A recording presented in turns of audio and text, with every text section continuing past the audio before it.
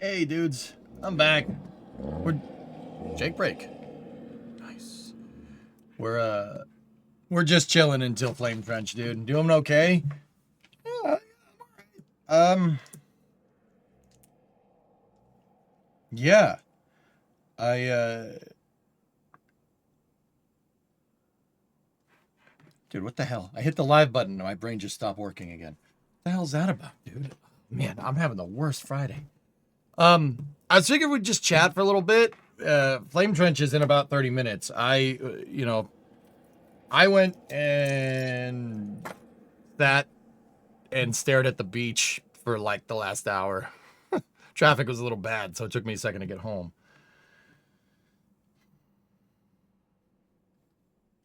So I figured we'd just chill. Yeah, it's been a pain in the butt, but I would like to show you. Uh, Here, I'd like to show you the floors for the car. So yeah, I'll be right back. Stand by for acquisition of signal out in the shop.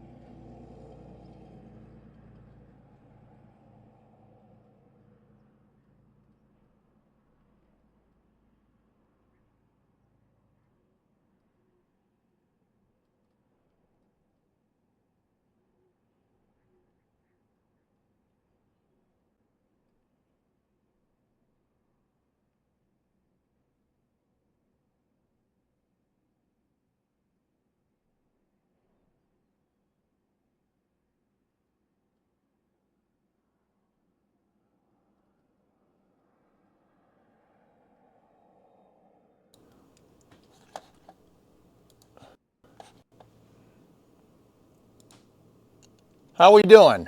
Is this working? Oh man,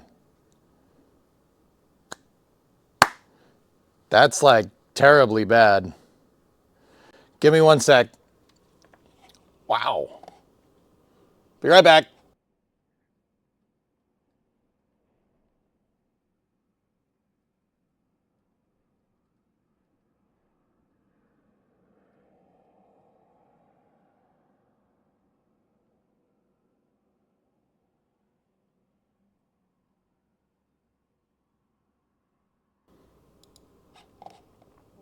All right. Is that better? That's not bad. It's still delayed though. Wow. Jeez.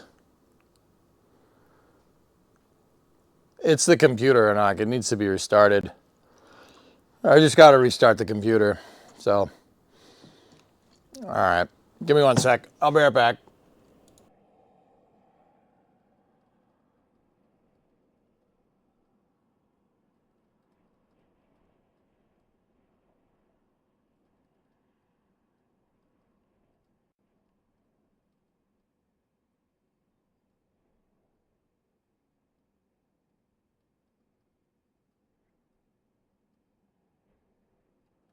Well, so much for hanging around in the shop. That's great.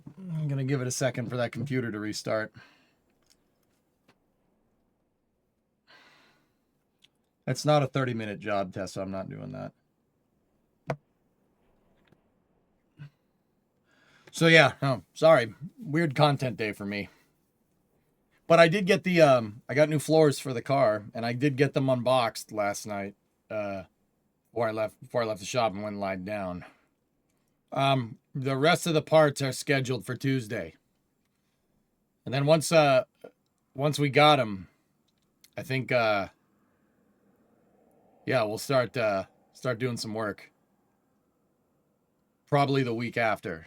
So, I'd say the second week of May we'll pine for a for car streams and stuff, or I'll start weaseling them in before we play Kerbal or something.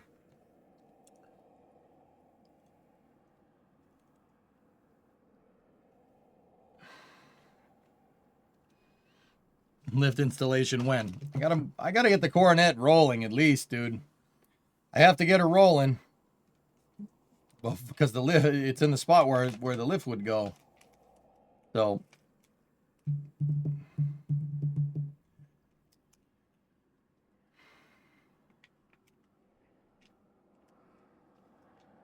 you're gonna hear that question often. Yeah, I know. Yeah, I think yeah,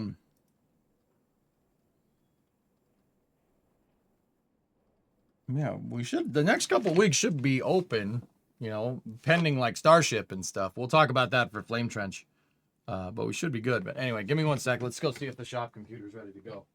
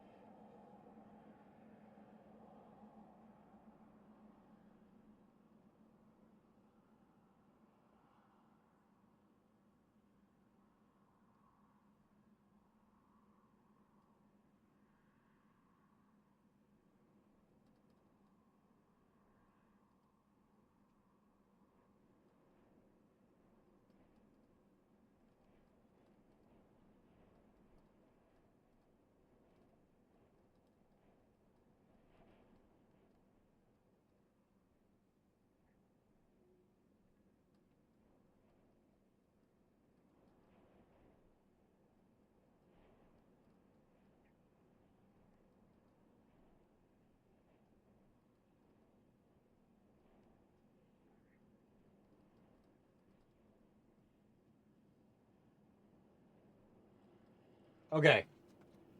All right. Let's see what this does. Ready? Oh boy. Black screen. Love that.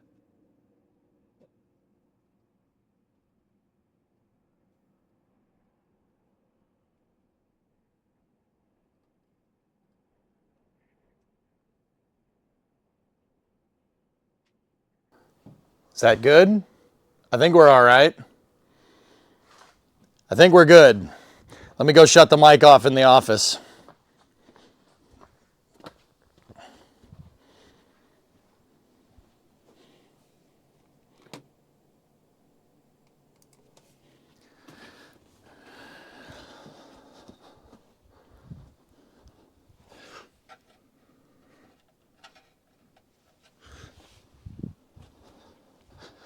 Okay, so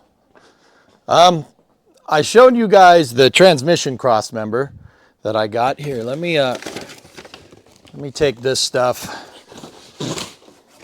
These are the boxes that this stuff came in. Let me just put them over there so they can sit there for the next couple of months,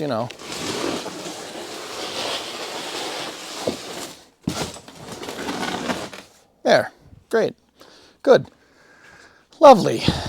All right, so we got, I got a big shipment of parts yesterday. The next big one is coming in on Tuesday.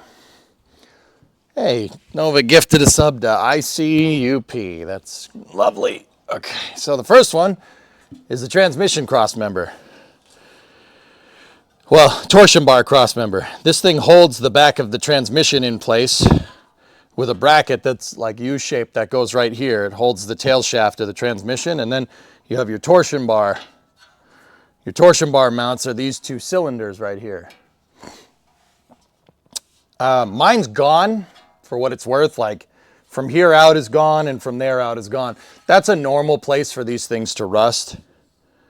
Yeah, that's normal. So sometimes this needs to be changed. But I also got new passenger and driver side floors. Check this out. Not bad, right?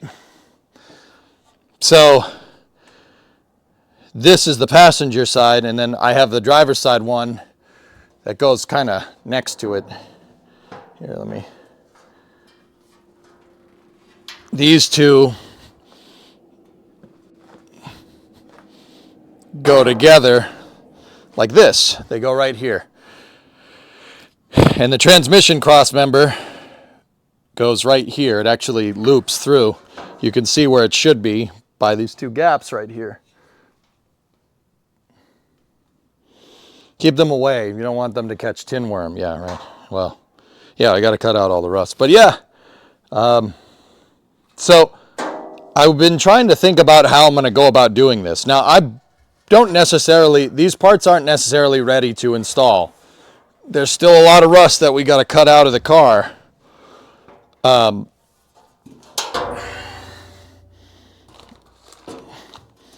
Yeah, there's still a lot that we got to cut out of the car. Then the other parts that I have are this piece, the piece that's been missing for a long time. That part's ready to go. Or they're coming in next week. So I don't want to cut out the floors because, not yet at least.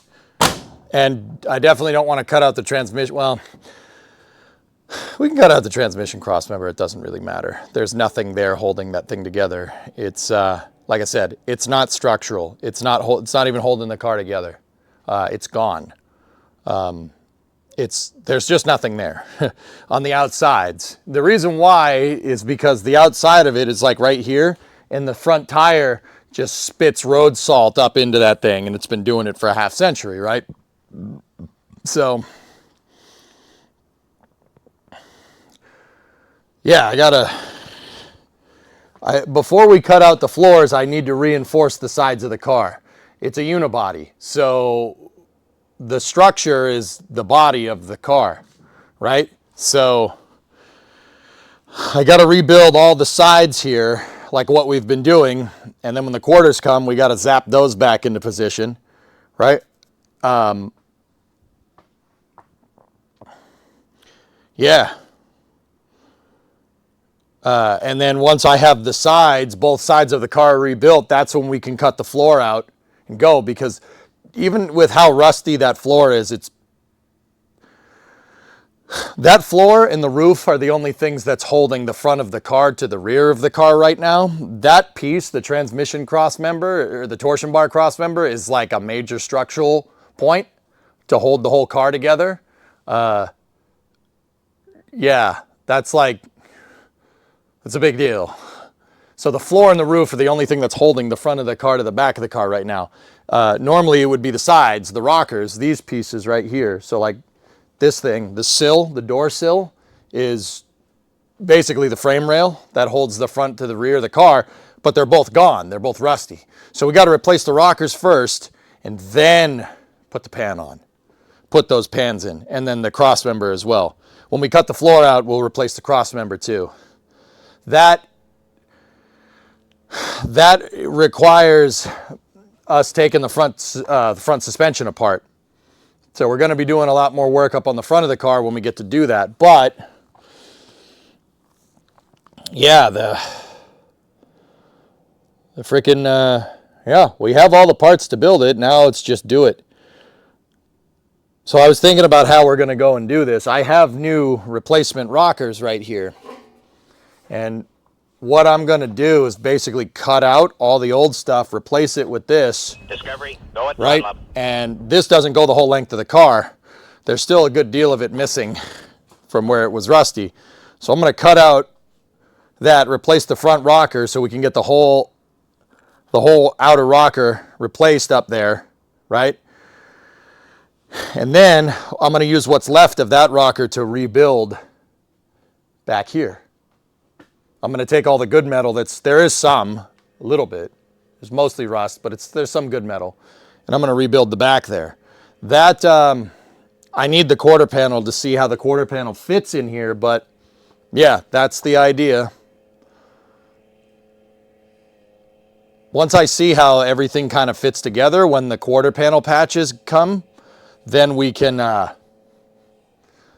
really start to rebuild all of this.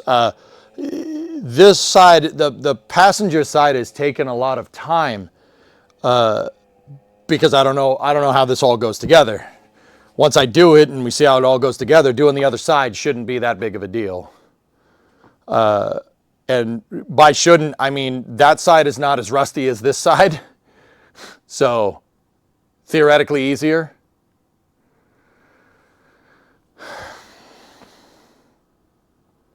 I thought, boss, maybe get a couple steel beams and make a temporary frame underneath to give some structural rigidity while you work, similar to what you did for the trunk. Tessa, as long as I rebuild the rockers are the steel beams. If I rebuild the rockers now, because the car is level, I don't want to move it. It took me a long time to get everything perfect, right? It's not on a frame jig, but it might as well be on a frame jig. It's close.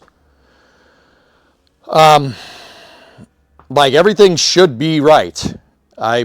That's the other reason why progress is slow with this, because you got to measure everything over and over and over again. It's not like CAD or in a computer where you could just be like, all right, that measurement's good. Oh, that part's wrong. Let me just move it a little bit. It doesn't work like that. Hey, iClue, what's going on? How much do you need to get done before rolling out for a lift install? So what's left on this car, all right, I'll just go down the list. Inner and outer rockers on both sides. They're rusty. They need to be replaced. I have the parts to do it, and yeah, I have the parts to get her done. Between what good metal is left on these things and the patch metal, we should have enough. Now the inner and outer rockers. So the inner rocker is kind of like a flat piece of metal. And the outer rocker, like I said, is kind of C-shaped. And they go together like this, right? It forms like a D, right? I have to get those done, weather guy. So inner and outer rockers, both sides. Repair or replace as, I mean, I have once the quarters come, we should have enough metal to do it.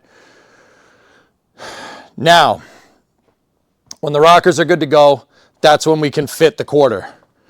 What I need to do with the quarter panel, because it's a 2-door quarter panel, the 2-door quarter panel goes to about here. I have to keep the door open, but I don't want to take the door off. We got to fit it and put it in position, and then figure out how we're going to need to modify it to work back here, because it's a 2-door quarter panel. There's obviously not a door here, so there's going to be no door jamb. That is going to take the longest time, but rebuilding the rockers are something I can do before that happens, because I have enough to rebuild them right now. So kind of the list is the inner rockers and outer rockers on both sides. We'll do one side and then we do the other side, right? But then I got to fit the quarter panel. Once the quarter panel is fit, then we weld the wheelhouse in, and then we weld the extension in, and then once the fitment is good there, the bumper bracket and the crossmember extension need to go into place. They go into place on the end. Once that's all good, right, I have to do everything to the other side of the car. So that's gonna be a pain to see chat and stuff, because you guys are gonna be over there and I'm gonna be doing the same work that I did over there. I might do this side off stream just because it's just a repeat of that. So once I do that, I gotta cut this side out, we gotta cut the quarter, I have to rebuild the rocker, etc., etc. Literally do the exact same thing on this side. Once I do that and this is all ready to go, then we work on putting the rear tail panel back in. Then we'll do the work on the tail panel, because how this went down the assembly line is this piece went on last. They rolled this sucker, built all the floors, and once everything was kind of bolted into position, the tail panel went on last. And then we zip that in. I have to take the trunk latch mechanism off of the old one, put it on the new one. Right? Once that's done, I have to rebuild the inner wheel wells too. I need 20 gauge steel. Those are 20 gauge steel. I only have 16 and 24 right now. I need 20 gauge. That shouldn't be hard to find. But once I get 20 gauge, we can rebuild those. Yeah. And then once this whole back section is good to go, then I'm like happy that this is structurally good. That's when we'll start working on the floor project. We'll cut the floors out. cut the floors out, cut the transmission crossmember out. I have to take apart the front suspension because you need to take the torsion bars out because the torsion bars pick up on that. So you got to take apart the front suspension, take that all apart. You got to put the new crossmember in position, make sure it's aligned. It has to be perfect. And I'm sure there will be tabs there so I can align it.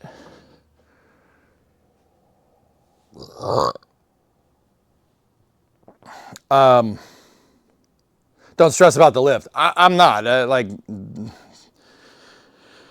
not. What I am stressing about is that my other cars need maintenance.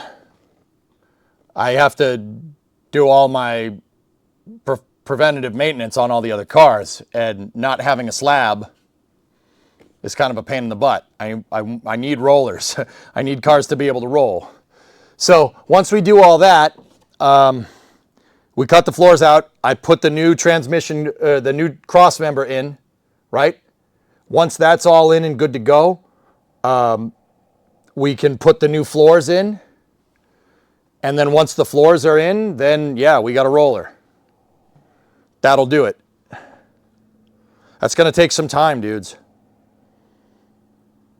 It's going to take some time. This is going to require a lot of my attention, which it is what it is.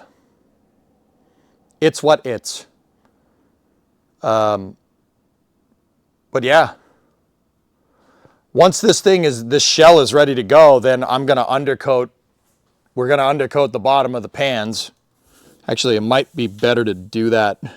Actually, no, I don't want to do that just yet. I would like to put subframe connectors in. Subframe connectors would be good. Subframe connectors add more rigidity to the car to make it less floppy. Yeah, once we do that, it should be good to go. Now, after that, it's just doing preventative maintenance.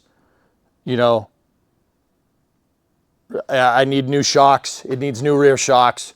We have the front suspension apart. Probably should do front shocks too, right? Any bushings or anything on the suspension that need to be done. And then, yeah, then we have a brand new 69 Coronet roller for the most part. The plan is to just drive it. Plan is to just drive the sucker. Have some fun with it. In quote-unquote stock form.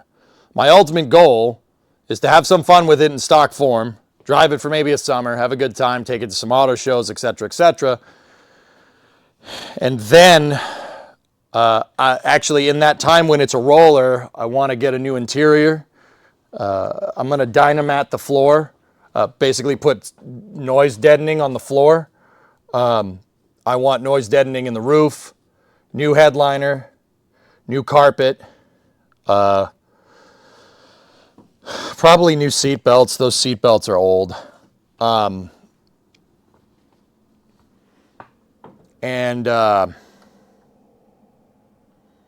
Yeah, when the interior is kind of good to go, yeah, wintertime comes around, we'll bring it back in here for the winter and start the Hemi swap.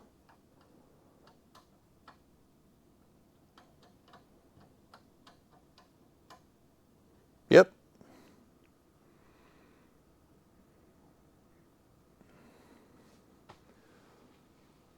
You want this finished before 2040, right? Yeah, that would be nice. What time is it now? Okay. So yeah, once they then we put the Hemi in. I need the transmission. Transmission's going to be the long line item there. So we need the transmission and then the standalone transmission controller, and then from there it's wiring the damn thing. We got to wire it. We got to wire up the modern engine and get it to work with all the 69 Coronet buttons and stuff. Which means we got to find a place for an ECU, etc., etc. I'd like air conditioning in this car. That'd be pretty sweet. But yeah, the most important thing is that it can roll.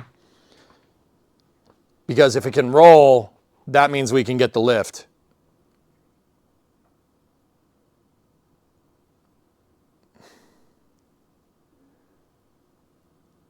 Holy cow, is this what's behind the green screen in EJ's setup? Yes. My office is right over there. It's actually, I am facing towards the shop. It's in an office that's attached to the garage, dude. Yep. Yep. Mint. Yep, that's it.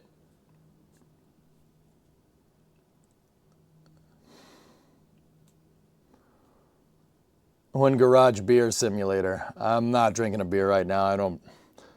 I think I came down with something. I don't know how. It's not like I go anywhere. I'm just having I'm having a lot of trouble over here.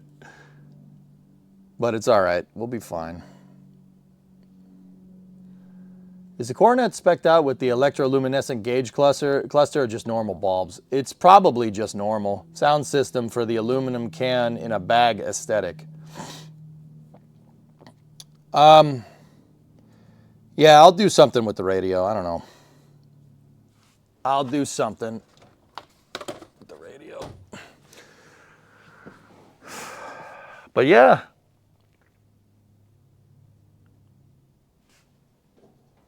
Yeah, getting into roll will be fun. That'll be pretty cool. Yeah,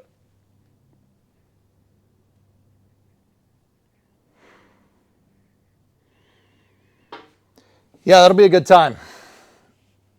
Did you visit the grocery store recently? I did, actually. I went shopping on... Oh, frick. I went shopping on Tuesday. And I started to feel bad on Thursday.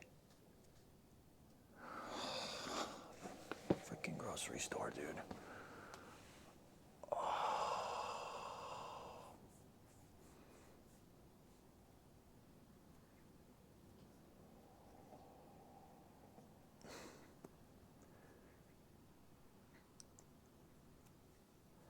That's bull crap, dude.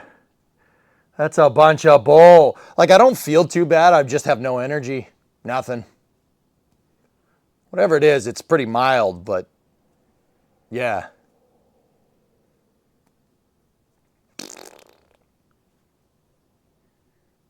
Wear a Corona mask in public. Tessa, I'm usually more careful about washing my hands. I have hand sanitizer in the car on purpose, and I make sure that I hit the hand sanitizer a lot, and that usually keeps me from getting sick. I don't feel tardy. So, yeah, I don't know, man.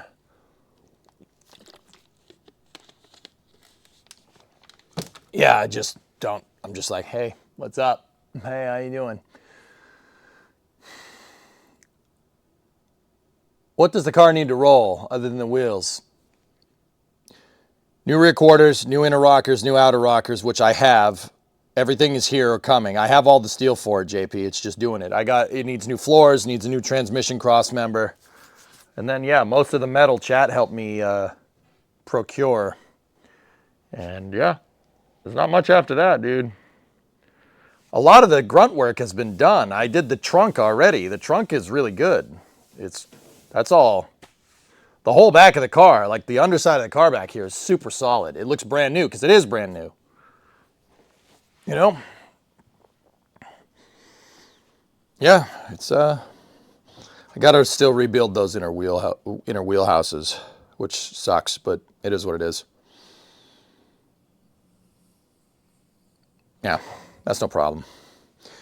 That's no problem. But yeah, I mean, we gotta really start devoting some time to this. I want this done by the summer because I want to get the lift in here in the summertime when it's easier to. So in the wintertime, like say in the future, right, what we could do, you know, I could get 2 cars in here. So like we could get the 59 in here, put the 59 up on the rack and then get the Coronet underneath it and then work on the Coronet, you know? And then when that's good to go, or take the Coronet, put it up on the rack and get the 59 in underneath it so I can keep my cars in here. And then when I'm working, I just back the truck out, leave it out there for a second, you know, and then bring that up in the air when we're done at the end of the day and go. How are you going to get that old oven in the car? I have an engine crane, dude.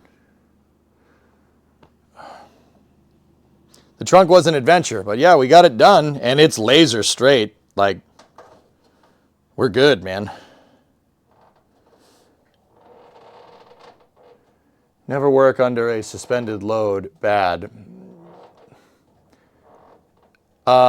Creation, are you familiar with how auto lifts work, or do you just not know? With the lift, you can put it on chocks, so it's not going to be under a hydraulic load. That's how every car lift works, dude.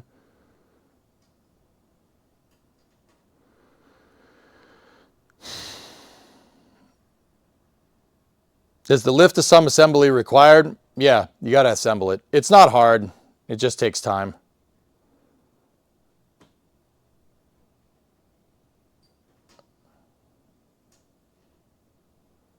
Hey, Utvol. Long time no see, dude. Where have you been? Hopefully doing something cool. So, yeah. Order of the operations here. I got to rebuild the rockers. I got to rebuild the rockers so I can figure out where the quarter panel lives. And I need the quarter panel to figure out where the wheelhouse lives and the trunk extension lives. The reason why we haven't been making much progress on this is because I haven't had the cash for the parts. That's been taken care of. Artemis 2 helped me a little bit with that, and you guys did too, and I appreciate it. Hey, Red Munchkin.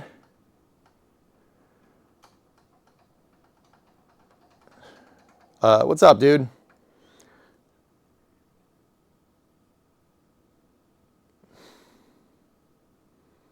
All right, lock up your stacks. It's a Munchkin raid. You're catching me right before Flame Trench here. In fact, it's time to go. So yeah, I don't know. I figure I'd just talk with you guys about the car. And show you the parts. But yeah, I'm not starting not to feel good, dude. But yeah, we'll go. Utvol, you popped in here and there. Last I was here, you had a bazillion viewers watching the Artemis coverage. Man, I'm good. I hope you are too. I'm okay, except I'm coming down with something, dude. Other than that, I'm fine. I'm fine. Everything's good. Everything's good. I got no complaints. I'm work on my cars. I got my wife, not in that order. I got my wife, I got the dog, we got the house. I'm good to go. Like, I'm fine. I'm ready to do work. It's just my stomach isn't right now. Agua. Yeah. More water. Red, the car is doing good. I got more parts. I have new floors for my car. Right here, I got new floorboards. Yeah. So I finally was able, because of the Artemis 2 stream, I finally was able to buy everything that I needed to get this car not missing pieces and on four wheels again and rolling, which is good. Once it's rolling, then we could put the lift in here. They got a lift, so chat got it, which I still can't believe. I'm kind of taken aback. That's ridiculous, but that's another story. So yeah, the lift, that's what I mean. I want this car. I've been saying June 1st, but June 1st is going to be a tall order. It's going to be a tall order, but we'll see what we can do. Oh shoot, dude! If I puke on Flame Trench, it'll be worth it. But that might happen. New toboggans for next winter. Hell yeah, man. No shot. Thanks for the vote of confidence, jackass. Appreciate you.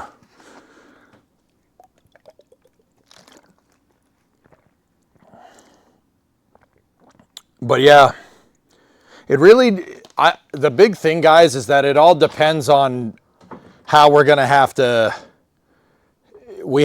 I had to buy 2-door quarter panels because they don't make 4-door quarter panels. So I had to buy the 2-door. Now I got to figure out how the 2-door is going to need to be modified to fit the 4-door. So that's going to be the biggest thing. The quarter panels are coming next week. So what I'll do is the quarter panels go to about here. You can actually hang them on here. And that's what I'm going to do. I'm going to hang it on here. And I'm just going to start marking get in the car, hang the thing on here, and start marking the back out where I need this to be, where I need it to live. Love you. Yeah, I know, man. I know.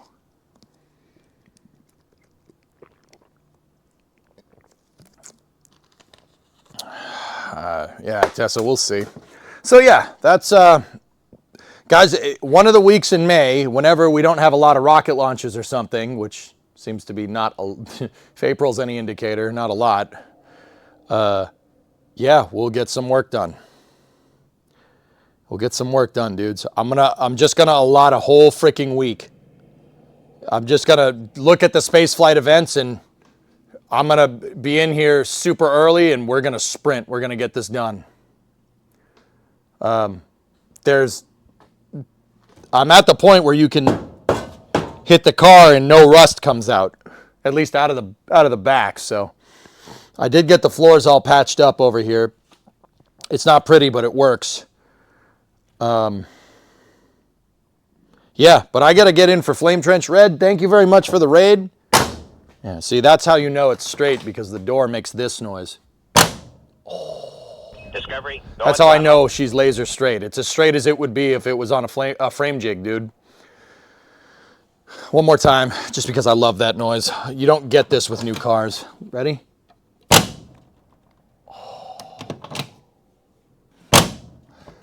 So you know the door is straight because all you hear is the latch mechanism, that satisfying mechanical click. You don't hear a before like that noise. You don't hear a bonk before that. You hear the click.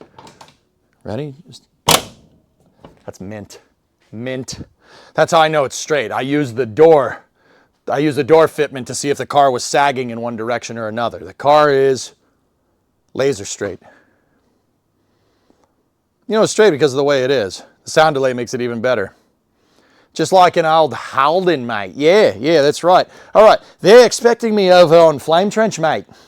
I'm gonna get over there, and we'll get out in the shed. We'll do some more work on this in a couple of weeks.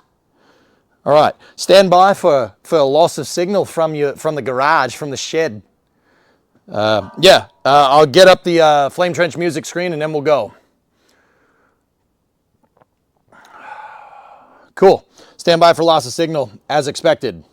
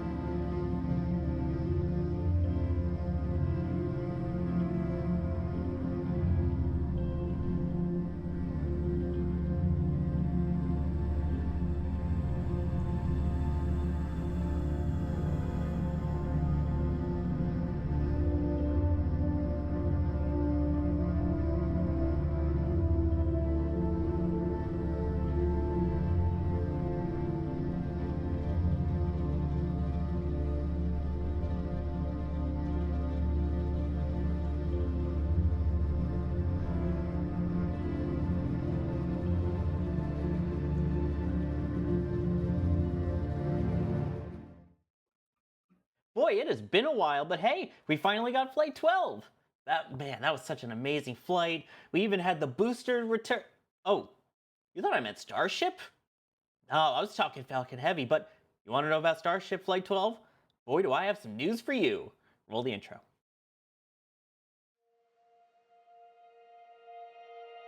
And here we go.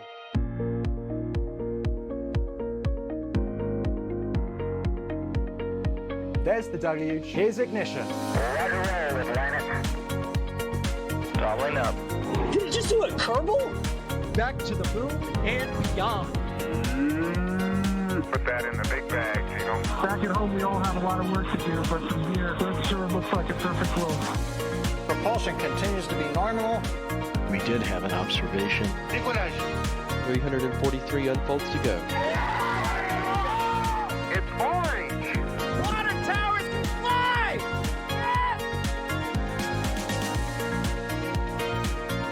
Bingo! Right in the center. Where's Jacqueline? There it is! That was surreal. That's not what we want to see. No. Oh my God. Yikes. You bet. Sure. We don't need any more of these.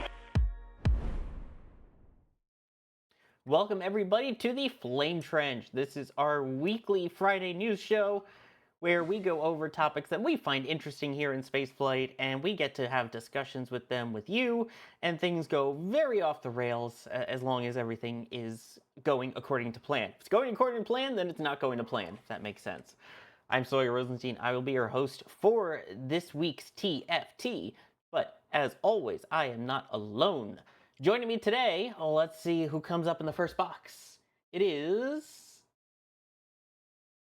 EJ. How's it going, EJ? Hey, what's up?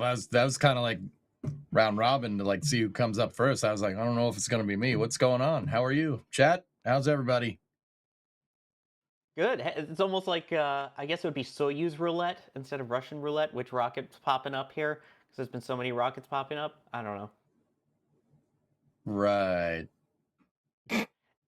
Anyway, also joining me today, I think I have to look this way for this one, is Max Evans. How's it going, Max? Am I looking the right way? I'm not looking the right, dude. Jay, you can't do me Fail. like that.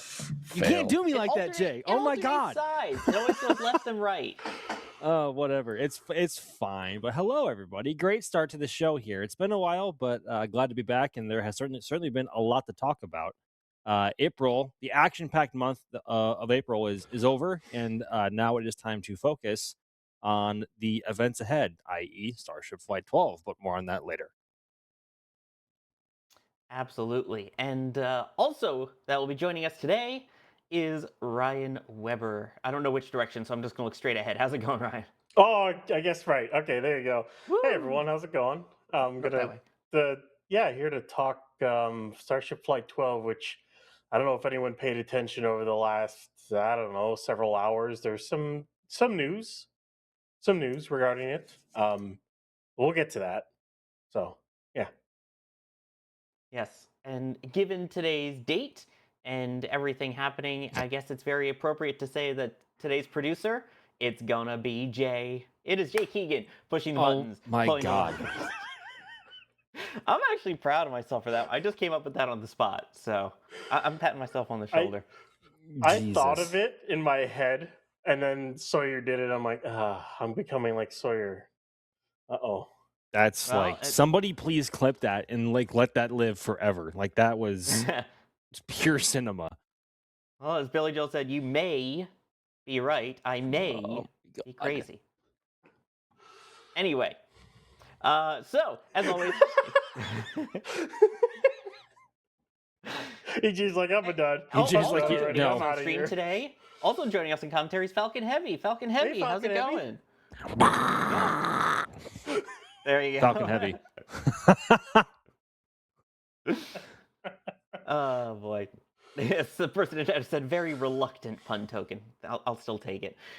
As always, if you have questions, tag us at NASA Spaceflight or at NSF. As always, I just ask that you try and keep it to the topic that we're discussing now, because we talk about a lot of different things, and stuff will get lost. So if you start talking about Starship now, we usually talk about Starship later. Your question and all that stuff will get totally lost in the mix of everything. So that's what we can do. So let's start things off again with it being April. I guess April showers bring May flowers, but April launches bring 5 different rockets to the Space Coast in a single month. That didn't So rhyme.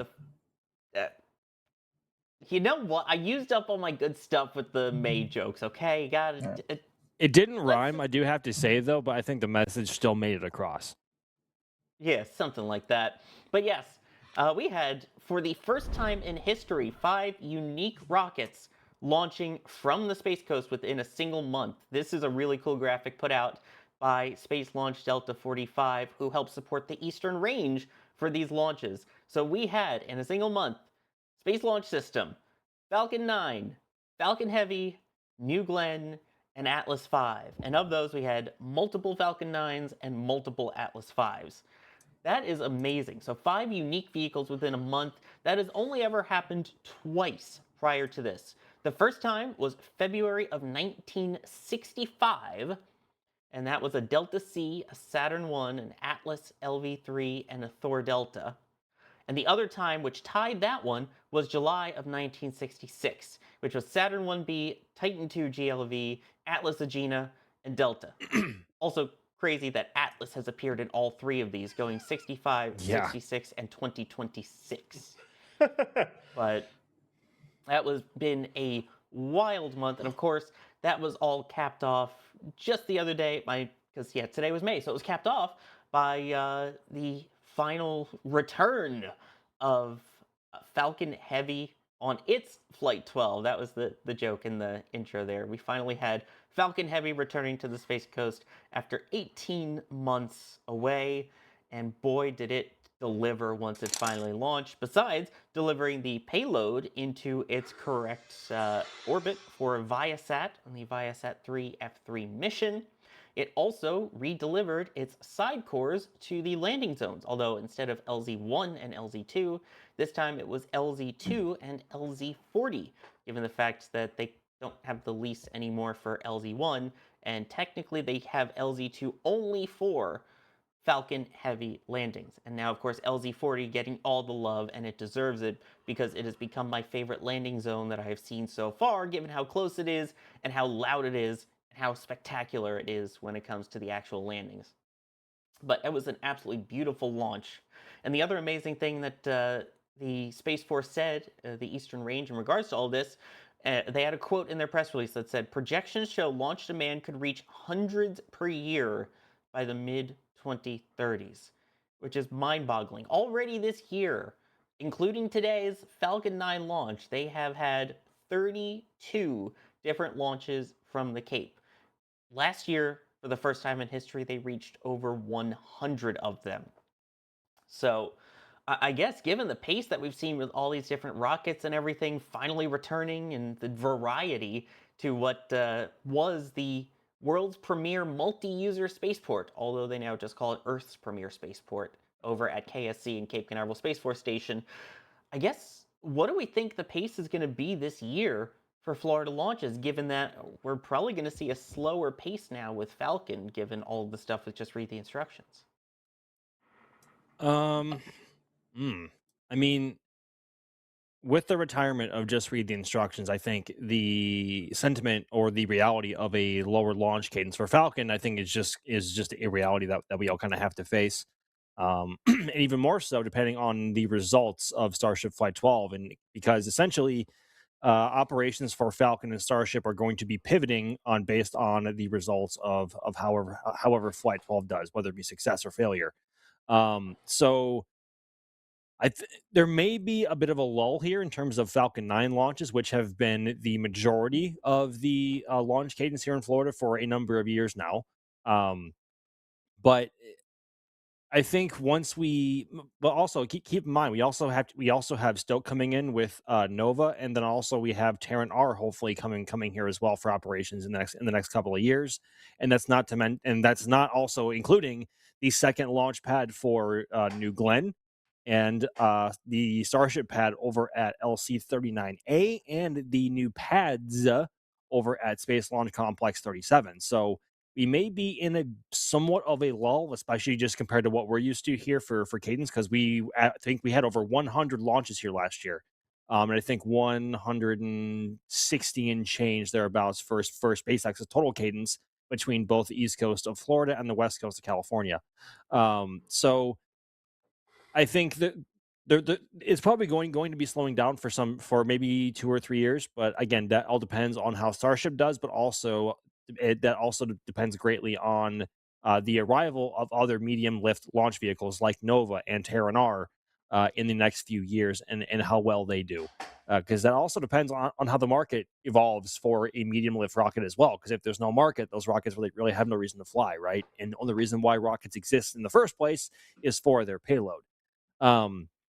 So this year is going to be one that I think back in January when we got going, I did not necessarily foresee the reduction of Falcon 9 operations happening so soon. I mean, I'm on record numerous times saying I think it'll be 5 to 10 years at least. I think closer to 10. But just based on what we're seeing now, I think it's going to be a lot closer to it could be less than 5 for all we know, depending on how Starship does. I mean, SpaceX is all in on Starship right now, and that has been the talk of the town for a number of years now.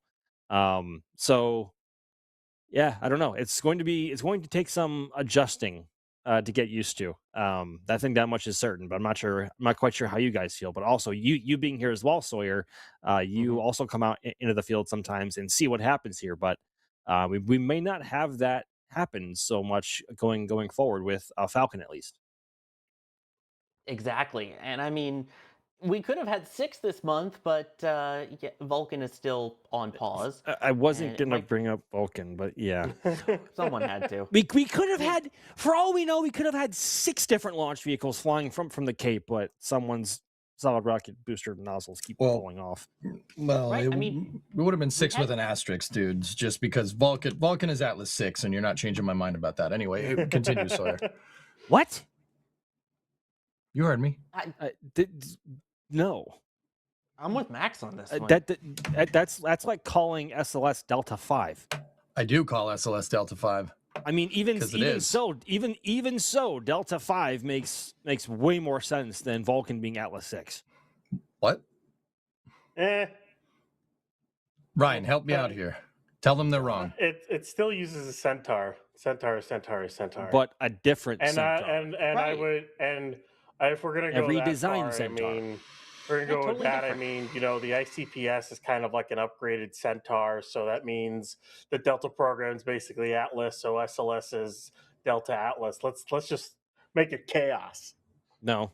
I mean, the ICPS is like the ICPS's design is literally based off of the DCSS from Delta 4. Like, it's basically just I had to do that minor just for fun, right there. It's tweaked a smidgen to become the ICPS on SLS. It's not like going from Centaur 3 to Centaur 5 and like almost doubling your diameter and adding a second engine as its standard variation. But I digress. We're talking totally different propellants, totally different engine design. Yep. I feel like it's the core stage, at least. Sure, you can say that it's different Atlas propellant derived types with Centaur, but the actual core stage itself, I feel like, makes it its own unique rocket. Yeah, it's not even close. That's my opinion. Yeah, I'm with you on that one, Sawyer. EJ looks awfully puzzled. Derived, but it's not Atlas 6. I want to hear EJ's. I confused EJ way too much with what I just said. I mean, how into the weeds do we want to get here? Because that would mean Delta 4 is H2 derived. If we want to really get into the weeds. Yeah, that's right. The DCSS is based off of the H2 upper stage, and so is Delta 4. How into the weeds we want to get here? All the way.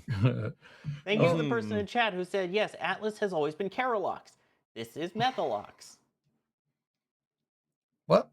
So it's a new design. That means it's a new rocket. That's basically like calling Starship like Falcon 33.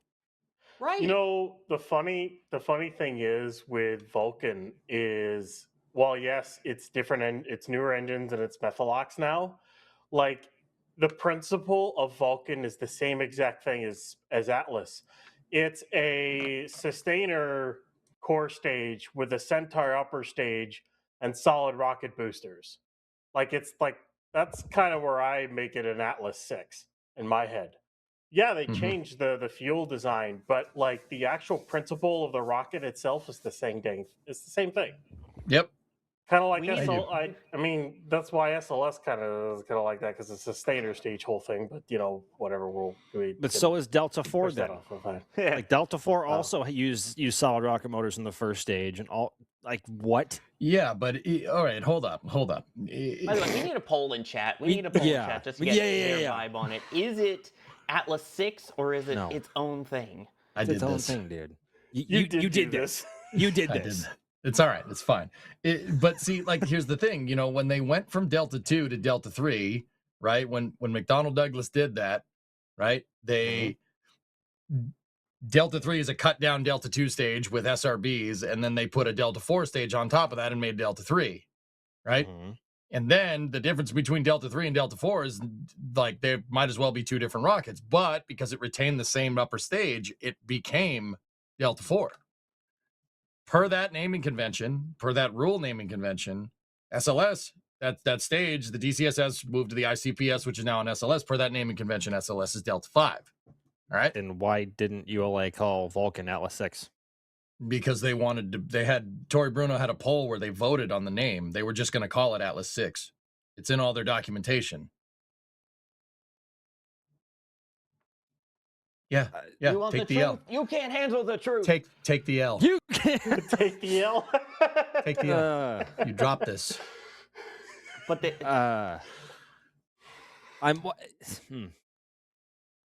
I'm trying to rebut here, but I'm struggling a little bit. You're just gonna butt. You're not gonna rebut. No, I'm gonna. This is on the internet forever, folks. Just remember that. Yeah. Yeah. As is my singing, it's gonna be Jay. But while we maybe get a poll here, we'll see if we get one. I just want to put this fun fact in there. If you take the 3 super heavy lift launch vehicles that launched in the month of April, so SLS, New Glenn, and Falcon Heavy together, they're about 18 million pounds of thrust, give or take. Booster 19 with we think the R3s are going to be running at 250 tons. Booster 19 alone is 16.5 million pounds. So just Flight 12's booster is almost as powerful as 3 super heavy lift rockets combined. Which is Mind hilarious. you, Raptor 3 is only going to get more powerful as time goes on. By probably a factor of like 25% here in the next maybe year or so. And that'll be, I mean, of course, New Glenn's going to get more powerful too, but then, of course, you get R3 up to 280 tons per engine, and then you even and then if they're lucky enough to be able to get it up to the 300-ton range that they want to get it to, it's just kind of nuts to think that a single booster is nearly as powerful as those 3 rockets combined. It's kind of hilarious to think about.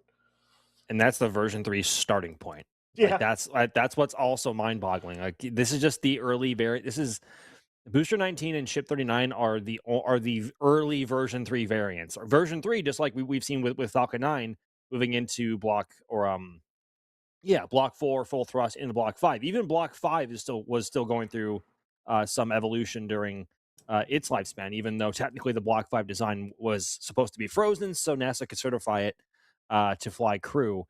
But they've been able to extract more performance out of the Merlins, and as a result, a key example of this is for Crew 1 or DM2, because that was technically the first crew launch with Falcon. DM2 through Crew 7 or 8, they had to perform a downrange landing with the booster on a drone ship, and after that, because of the performance that they were able to find through Starlink missions and just pushing the engines beyond what they were initially rated for, they were able to gain enough propellant margin in the booster to bring the booster back to the LZ for an onshore recovery.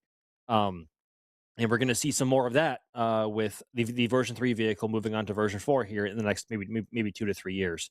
But version 3 has a lot ahead of it. It is what the HLS or the human landing system is going to be based on for Starship, at least. So yeah, it's there's a lot coming. There's a lot coming down the line for Starship, and other rockets here as well. I just want to point out really quick, we have 2 different SLSs on screen. We have the actual launch, and then we have the sun shirt that Max is wearing that is SLS. I just want to point that out. There you go. It's cropped in, you can't see it. Oh, whatever. The resemblance is uncanny. Well, one thing, I just want to say this from Ethereal Swordsman. This made me laugh. The $2 super chat. Atlas 5 is basically just 1/2 Zenit. And he's not wrong. The RD-180 is basically 1/2 of an RD-170 engine. But does that quantify the booster is half a Zenit or like a fraction of a Zenit? No, it means Atlas is Buran Energia derived. There you go. Yeah. Which means shuttle derived. There we go. We brought it back. Shuttle derived. That's right. Like shuttle derived. Oh boy. Anyway. You guys want to hear another one? We were talking about. There could have been 6 different named vehicles launching this past month, but alas, we did not have that. Let's word it that way. Eventually, we will, though. There it is. Shuttle derived problem. Well, although that being said, though, like we're not too far away from that being a reality. Probably, maybe once or twice a year, depending on how operations go with Nova and Terran R and every other rocket that is currently in operation here on the Eastern Range as well. Because do we want to include Wallops in this? Because they're still technically in the Eastern Range, and we could have as many as 3 rockets flying from Wallops here in the next 2 to 3 years, being Electron. Wasn't there a suborbital Electron though in April? So that wouldn't count. Yeah, let's not get too hasty there. Wow. Nice. Wow. Nice. Wow. Wow. Yep. Sawyer's fault. You're welcome. Sawyer derived problem. Sawyer derived pun problems. By the way, I did see someone say in chat earlier, you're all wrong. Vulcan is clearly New Glenn 0.5. I mean, that to me makes even more sense, but hey. With solids. With solids. But yeah, so I mean, that's pretty wild. When do you think that record will be beat? When do you think we will see either 6 or more, I don't want to say the next number, 6 or more launches in a month at this rate? Probably next year. Of different vehicles. Next year. I mean, think about it. Next year, depending on a Falcon Heavy launch here and there, you could have a Falcon Heavy, a Falcon 9, a Starship Flight, Relativity, or Stoke, or both, plus Vulcan and Atlas 5 and New Glenn all in the same month. Well, Atlas 5 would have to rely on Starliner actually launching, but yeah. Yeah. How many launches do they have left? I think of 2 or 3. 551, only 2. The rest are all Starliner. Okay. Yeah, that's a shame. Oh God, ooh, I don't like how that feels. Only 2 more non-Starliner. Wasn't it like 15 like 2 days ago? Does that mean the last Atlas 5 we're going to see is the most disgusting looking rocket and one of the most disgusting looking rockets in history? N-22. Yes. That is such a horrible exactly way what that for means. such a cool rocket to go out. I don't like that. The bad way for it to go out is launching people into space? Question? No. The way it looks. Aesthetics. Aesthetics wise, that thing. It's also like an obvious term with it obviously not using the 5 meter or the 4 meter payload fairings either way, because obviously Starliner takes the place of that up top. The N-22 also uses different solid rocket motors compared to the standard cargo Atlas 5s that we see now. What we see them using now is the GEM 63 SRBs, which are the slightly shorter variants of the GEM 63 XLs, which are used on Vulcan.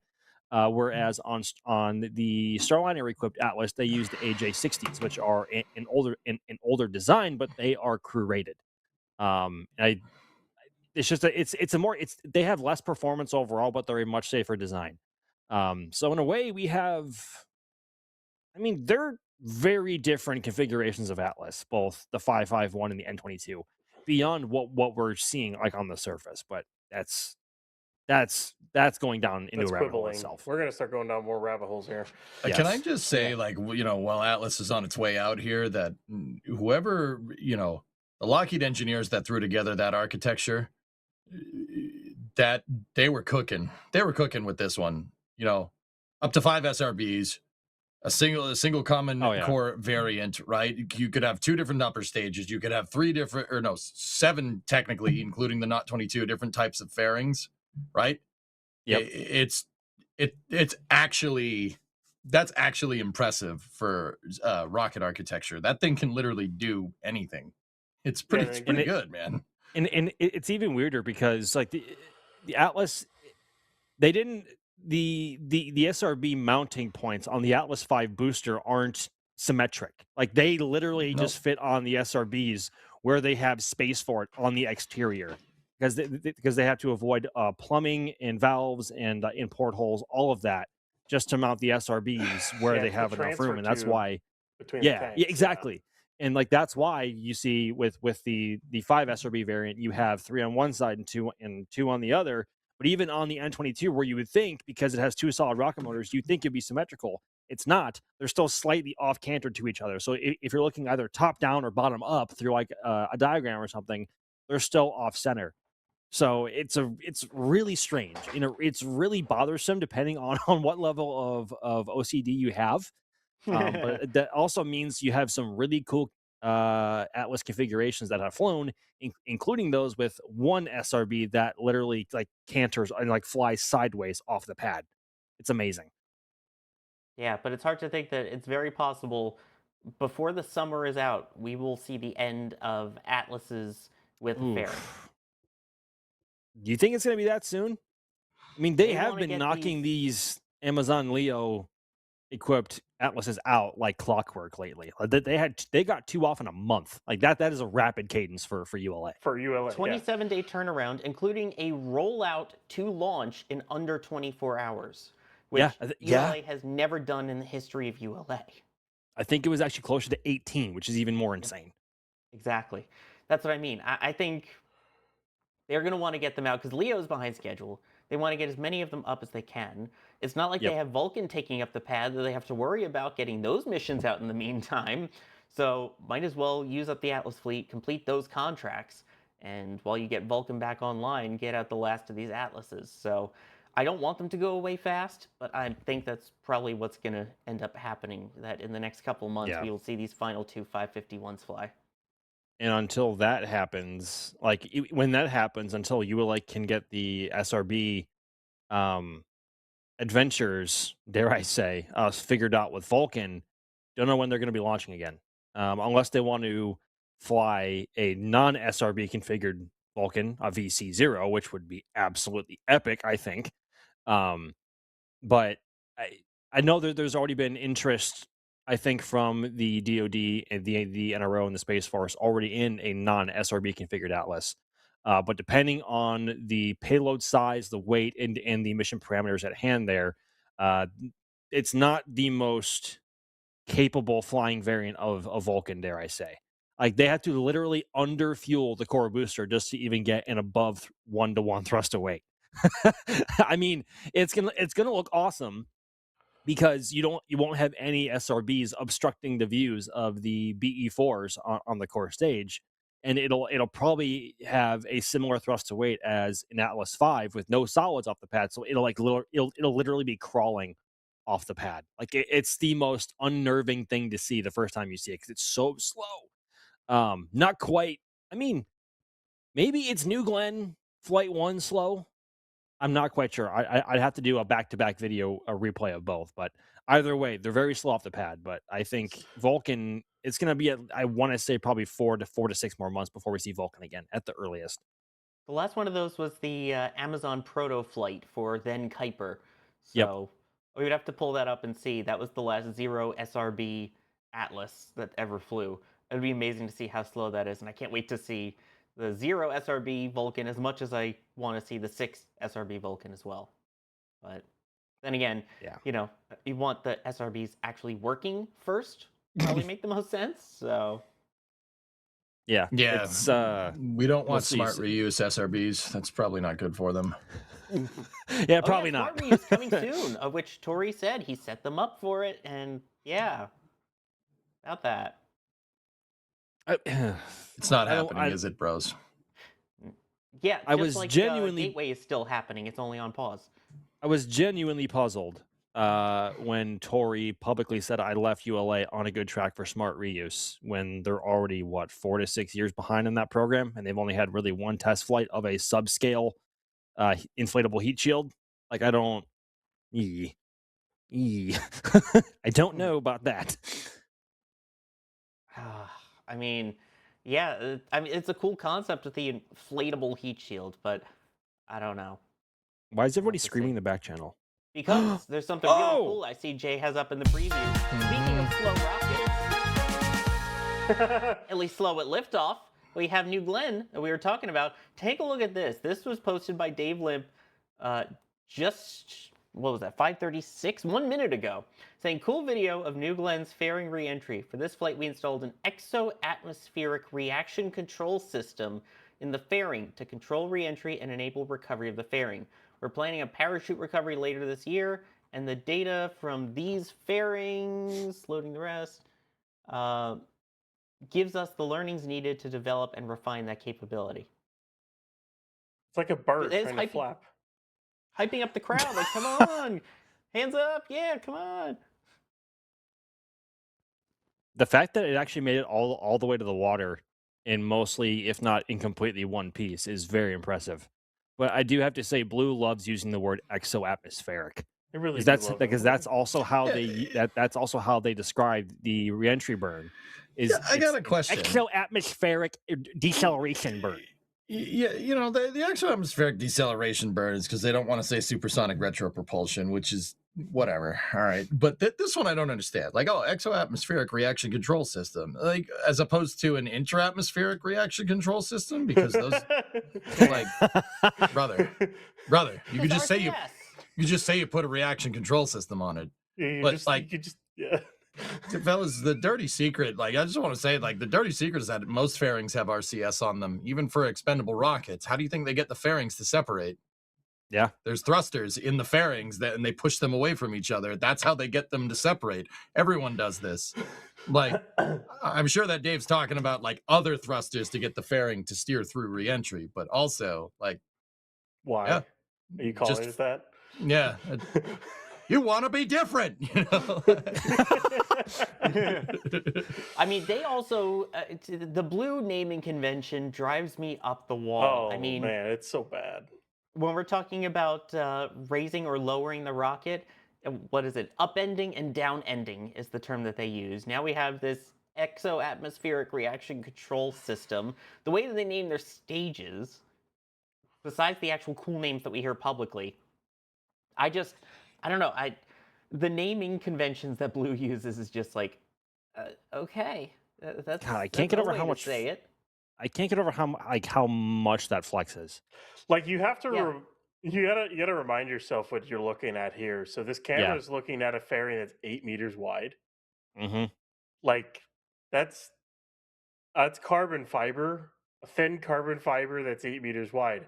That flap is likely imparted from the separation. And they would very much need to probably stabilize that before reentry. There's actually to prevent damage to it. There's actually a couple of frames there a few seconds ago where you could actually see the contrail from launch.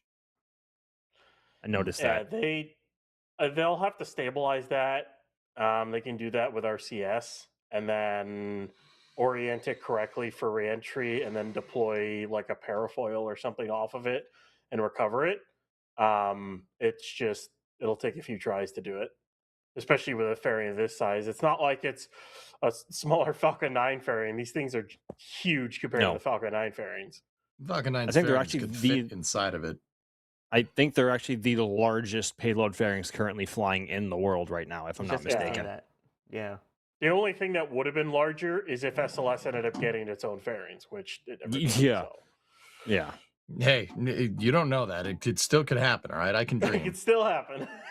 Yeah, Gateway can still happen. New Shepard is still possible. Yeah. Yeah. Yeah. Anyway, but yeah, that is so cool just seeing that now. And again, that was another one from the cave this month. So once the rocket gets back in to flight again, to be able to see them try and recover the fairings, I can't wait to see what vessel they use to recover those and bring them back in. They're going to use a boat. In case you didn't know. You think they'll fish them out with Thank Jacqueline or goodness something? there's a camera and an internet between us, or If I were, I would run your toes over. if I were them, I'd use like Harvey Stone or find in a vehicle like Bob and Doug to use a crane to fish them out, and then if you don't have a ship big enough to put it on the deck, just put it on the deck of Jacqueline and What tow did it they back in. use? What did they use when they did the testing of it in the Turn Basin? Because they did testing at one point of recovering New Glen fairings right in the Turn Basin where Pegasus is currently parked. If I'm not mistaken, they just that was more to test how to grab them and how to lift them, not how to place them. I think the task there was to safely pick them up out of the water and place them on the ground, not on an actual boat. I could be wrong there. I could be a little bit off, but I think that was the main purpose of those tests. Yeah, someone said just borrow Pegasus. I mean, it would fit in it. The problem is the crane to actually get them out. So yeah. Oh boy. So let me go through some support here. And you then guys want to see the size of that thing? That's the footage I just linked up for Jay. Look at that. That fairing is not small. You could fit New Shepard in the entire payload fairing assembly. Yeah, look at the people walking next to it. It is no joke, man. I mean, you know, me being picky about the naming convention aside, that is the fact that thing came down and didn't. I'm frankly amazed it didn't shatter when it hit the water. It looked like maybe a piece of it come off, but the fact that it's mostly intact, the video's still running, and you could still recognize the shape of it is unbelievable. Yeah. Fairings usually, when they hit the water, they usually shatter a lot. They break off. But I guess one thing that these fairings have going for them is surface area, right? So they create a lot of drag and probably have a very slow terminal velocity compared to a lot of other fairings. And mind you, if Blue Origin, I mean, we already see this with SpaceX's payload fairings on both Falcon 9 and Falcon Heavy. The payload fairings in themselves are their own spacecraft. They already have their own onboard avionics and navigation systems to help them stay oriented in the right direction during atmospheric reentry, and to have the parachutes deployed at the correct altitude for a safe splashdown. Obviously, Blue Origin would have to undergo the same sort of design process with New Glen's fairings there as well, if they haven't already. And I would not be surprised if a prototype of that system flew of sorts on Flight 3, just given how well we saw it move, I guess, in there as well. But the fact that it came, or that it hit the water like somewhat tumbling and didn't hit it like with the folded side hitting the water, or the outside of the fairings hitting the water first, it may be a bit more tricky than they initially thought to control them. But once they get the parachute system figured out, that should solve all of those problems. But these fairings are much bigger, and a lot probably more difficult to control because of it. But again, like, one thing these fairings have going for them is they have a lot of surface area to create drag and slow them down, and bring it down to a safer speed to either deploy parachutes and or splash down. So yeah, there's certainly a massive design challenge. Yeah, and that's how gentle that was without parachutes. Yeah. Good point. Yeah. That's how gentle that still was. Unbelievable. All right, we got a bunch of support backed up here that I want to make sure we thank everybody. Don't Panic became a Pad Rat member even before we went live here. Alex Daniels saying, go NSF, go Starship. Thanks for the great coverage and great discussion, y'all. Hope for some reckless speculation and what ifs after one of the greatest months in launches that I can remember. That's a good way to put it. One of the greatest months in launches. We had people to the moon. We had two heavy lift vehicles. all from the Cape. We had GPS satellite. We had a bunch of landings back on land and on drone ships. Multiple different vehicles landing on drone ships, by the way. Falcon and New Glenn. Unbelievable. It's pretty good, dude. Jasper. Yep. EJ? I was just saying, it's pretty good, man. That's pretty cool. That's Too shabby. it's a lot of different stuff. April was kind of hectic. I mean, Man.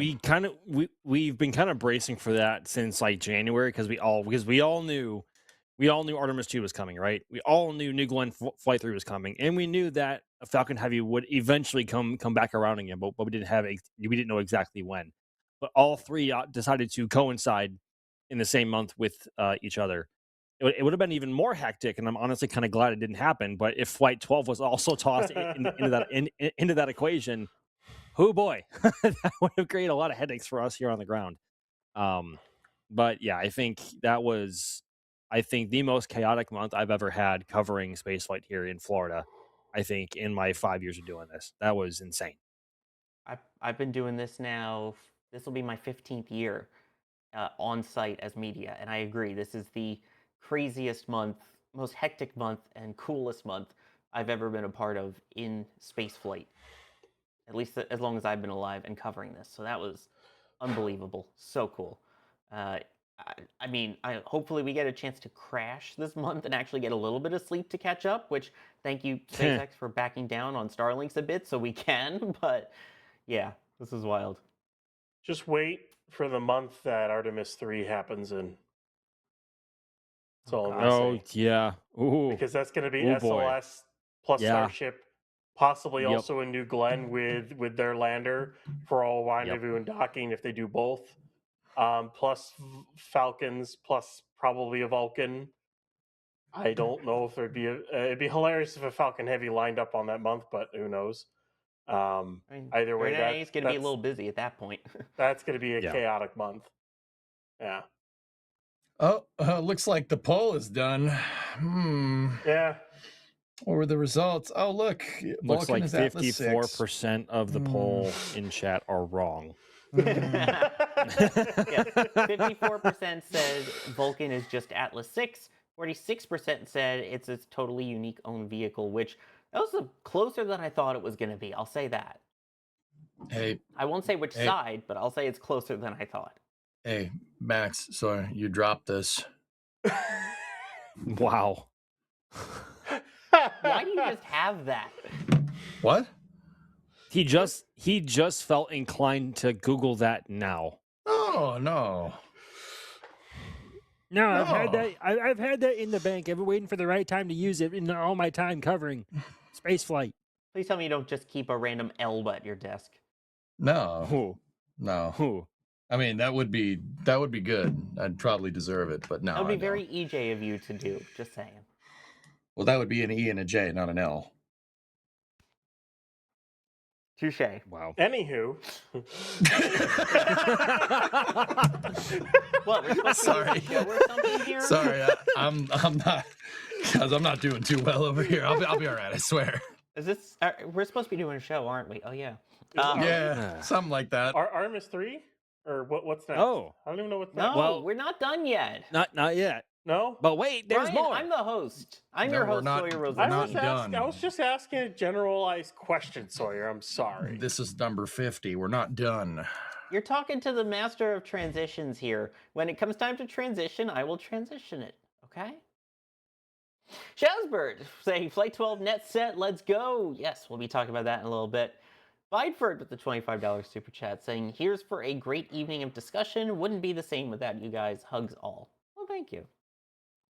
Grizz with the boop. And then Oliver with the beep. Beep. Methane Man with a $50 tip at tips.nasaspaceflight.com. Thank you for the direct way of supporting that. We appreciate that as well. Saying camera maintenance. Oh, and I saw what you did, EJ. You know what I'm talking about. Winky tongue out face. What? I do? He's just getting called out here in chat. What could What this did I do? possibly mean? Apparently, you Bronco. know what you did. You know I what guess. you did. Yeah, you know what you did, You know EJ. you did. You know what you did. Yeah. Yeah. I'm sorry. Yeah. Also, I'm sorry. John Moline coming in saying, so EJ, since SLS has RS-25 engines and solid side boosters, does that make it the next edition of Space Shuttle? Stop it. No, it's Delta 4. It's Delta 5. It's Delta 4 derived. It's Delta Rocket technically now. Ethereal Swordsman saying, I kind of agree with Drunar. Vulcan is New Glenn 2 X Centaur. The SRBs don't count because they don't actually work. No, the Blue Origin's naming convention is terrible. Stop trying to make it happen. It's not going to happen. Okay. I'm gonna have to I genuinely, this is not me just trying to be. This is not me trying to disagree for the sake of it. You sure about I that? don't think. You sure about that? I don't think Blue Origin's naming schemes are that bad. I really don't. Like Glenn Stage 1, I don't really care. Glenn Stage 2, don't really care. Like BE4, BE3, BE3U, it doesn't really bother me. I'm sorry. It's not those. It's when you try and figure out, what is it, GS1-7EO, whatever the naming is for that. Again, upending, downending. Actually, you didn't say it right, though. It's GS1. It's New Glenn GS1 7x2. There's a difference. Pardon me. Excuse me, sir. Pardon me. Man. You don't see how that could get confusing? Like real fast? Chat just said Falcon 9x1. Please don't ever call it that ever again. As opposed to Falcon 9 booster B1058-26. Yeah, Block 5. Starship 33x6. There you go. We're just so used to saying everything else. Oh, we have to adapt our naming schemes for other LSPs and their other boosters. Oh, I don't like this. Yes. He's getting red. He's not orange. He's turning red. Me? Yeah, he's not matching the shirt anymore. The sun shirt available at shop.nasaspaceflight.com. Hey. And then turn Max into a plug. He's the one always be plugging for it. Don't agree with him, Max.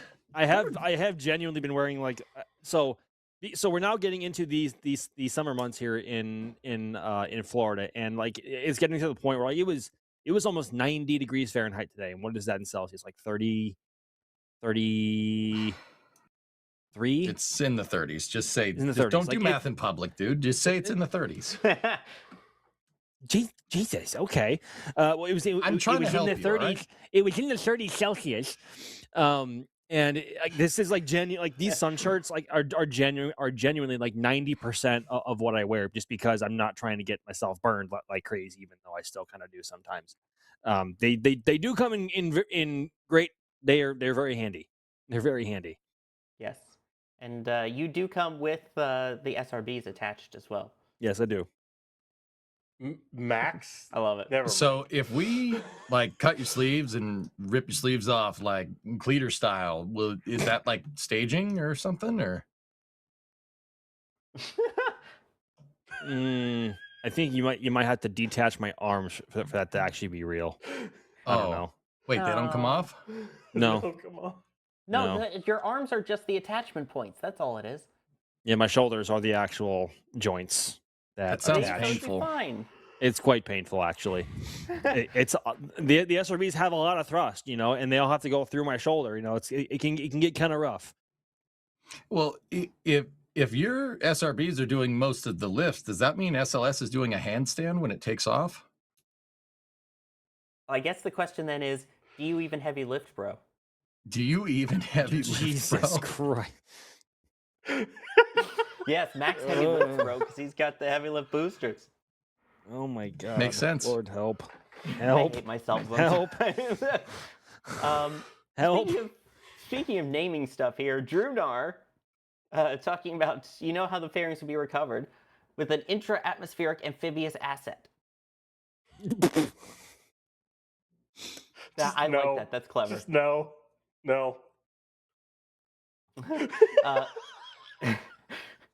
Feep saying everything is a V2, except for the V1. What? That was not a V2. And then Telstar. It took me a lot of Shuttle Sunday rewatches with you guys explaining the flight numbers for me to understand them, and now companies are trying to confuse us again. Yeah, sounds about right. Welcome to Spaceflight. Exactly. And along those lines, JC Davis saying, so SpaceX can name everything star something and get away with it? Oh no, I hate that too. Oh yeah, Yeah, no, Yeah. that's Oh. so The whole Starship that's so tough program to keep track of. and the star naming is one of the dumbest things SpaceX has ever done. I'm sorry. Yeah, see, It we really is. we equally hate naming conventions that don't make sense It's- across the board. It's You know? so I- dumb. I'm gonna have to once again disagree. I really don't mind it at all. Oh my god. I have to say. Starship, which is the ship with super heavy, with the Star Factory. Oh, don't even start with how dumb Gigabay and Megabay sound. It's just so stupid. Starlink as and opposed to Two what is Cat? it? The Star Bricks is the name for their heat shield tiles. Like, it's so stupid. Stop As it. opposed to Two Cat and T Cat, like, bro, come on. Oh, that is dumb Come on. too. It's dumb too. But we're just hating everyone tonight, dude. We're No just plain mercy. hating right now. See, what I think is a better name for Boca Chica. It's not Starbase, but the Boca Chica shipyards. That sounds so bad, dog. Your That- Trekkie is showing. I don't. I'm not gonna lie, dude. That's no. Don't care. That's a hard no Agreed. from me, dog. No thanks. But I did see someone say earlier, are you guys okay? You seem broken. Yeah. Yes. All four of us haven't been together like this in quite some time. Like, we have some stuff to get off our shoulders.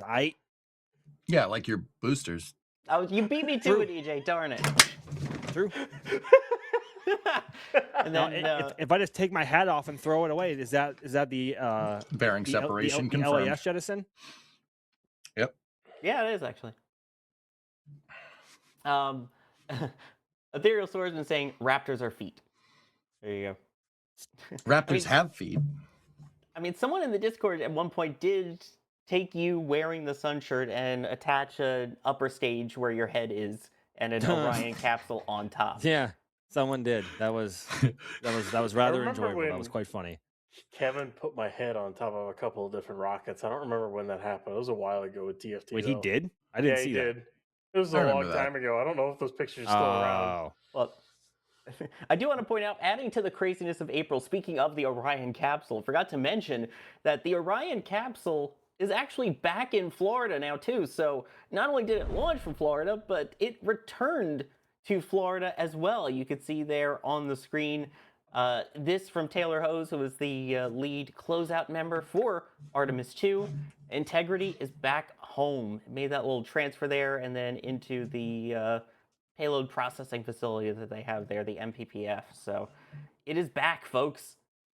Orion, Integrity look is home. at that. It's so toasty. I'm honestly amazed good. that KSC was allowing employees to come look at it today and release photos. Like, this is, I didn't think that we get to see it like this so soon. But there she is. Integrity looks in all good, of her in all of her post-flight glory. Freshly back from the moon. That's glorious. That's glorious to see. She looks, all things considered, considering what that spacecraft had to endure and how far it went and how fast it traveled coming back into our atmosphere, it looks good. Like, Integrity looks really, really good. Come to think of it, I do like to brag. I'm mighty proud of that ragged old flag. Yeah. Still on there, Yeah. dudes. The meatball Yeah. and the American flag made it through. They did.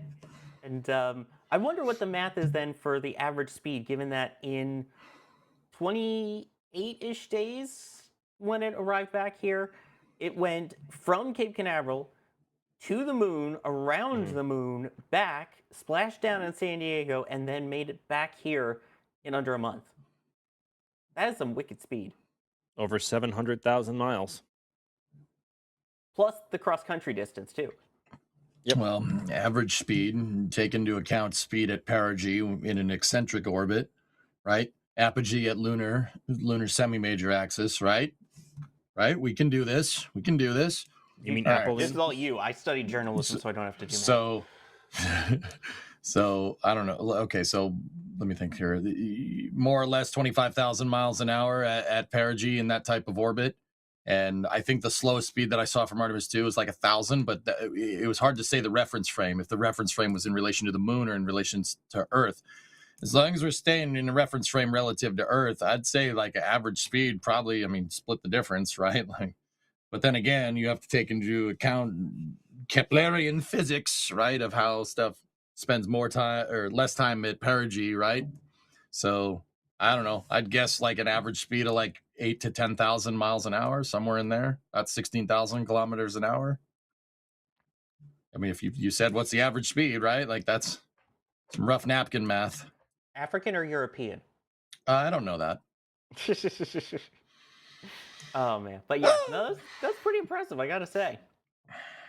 So yes, Yeah. Orion, Orion is already back, and talk about moving quickly. So Orion is back in Florida, and Max, something else for Artemis is now in Florida. See, Ryan, that's how you do the transition. I mean, okay, so literally 1 month ago today, Artemis 2 launched, almost to the hour. We're about right? No.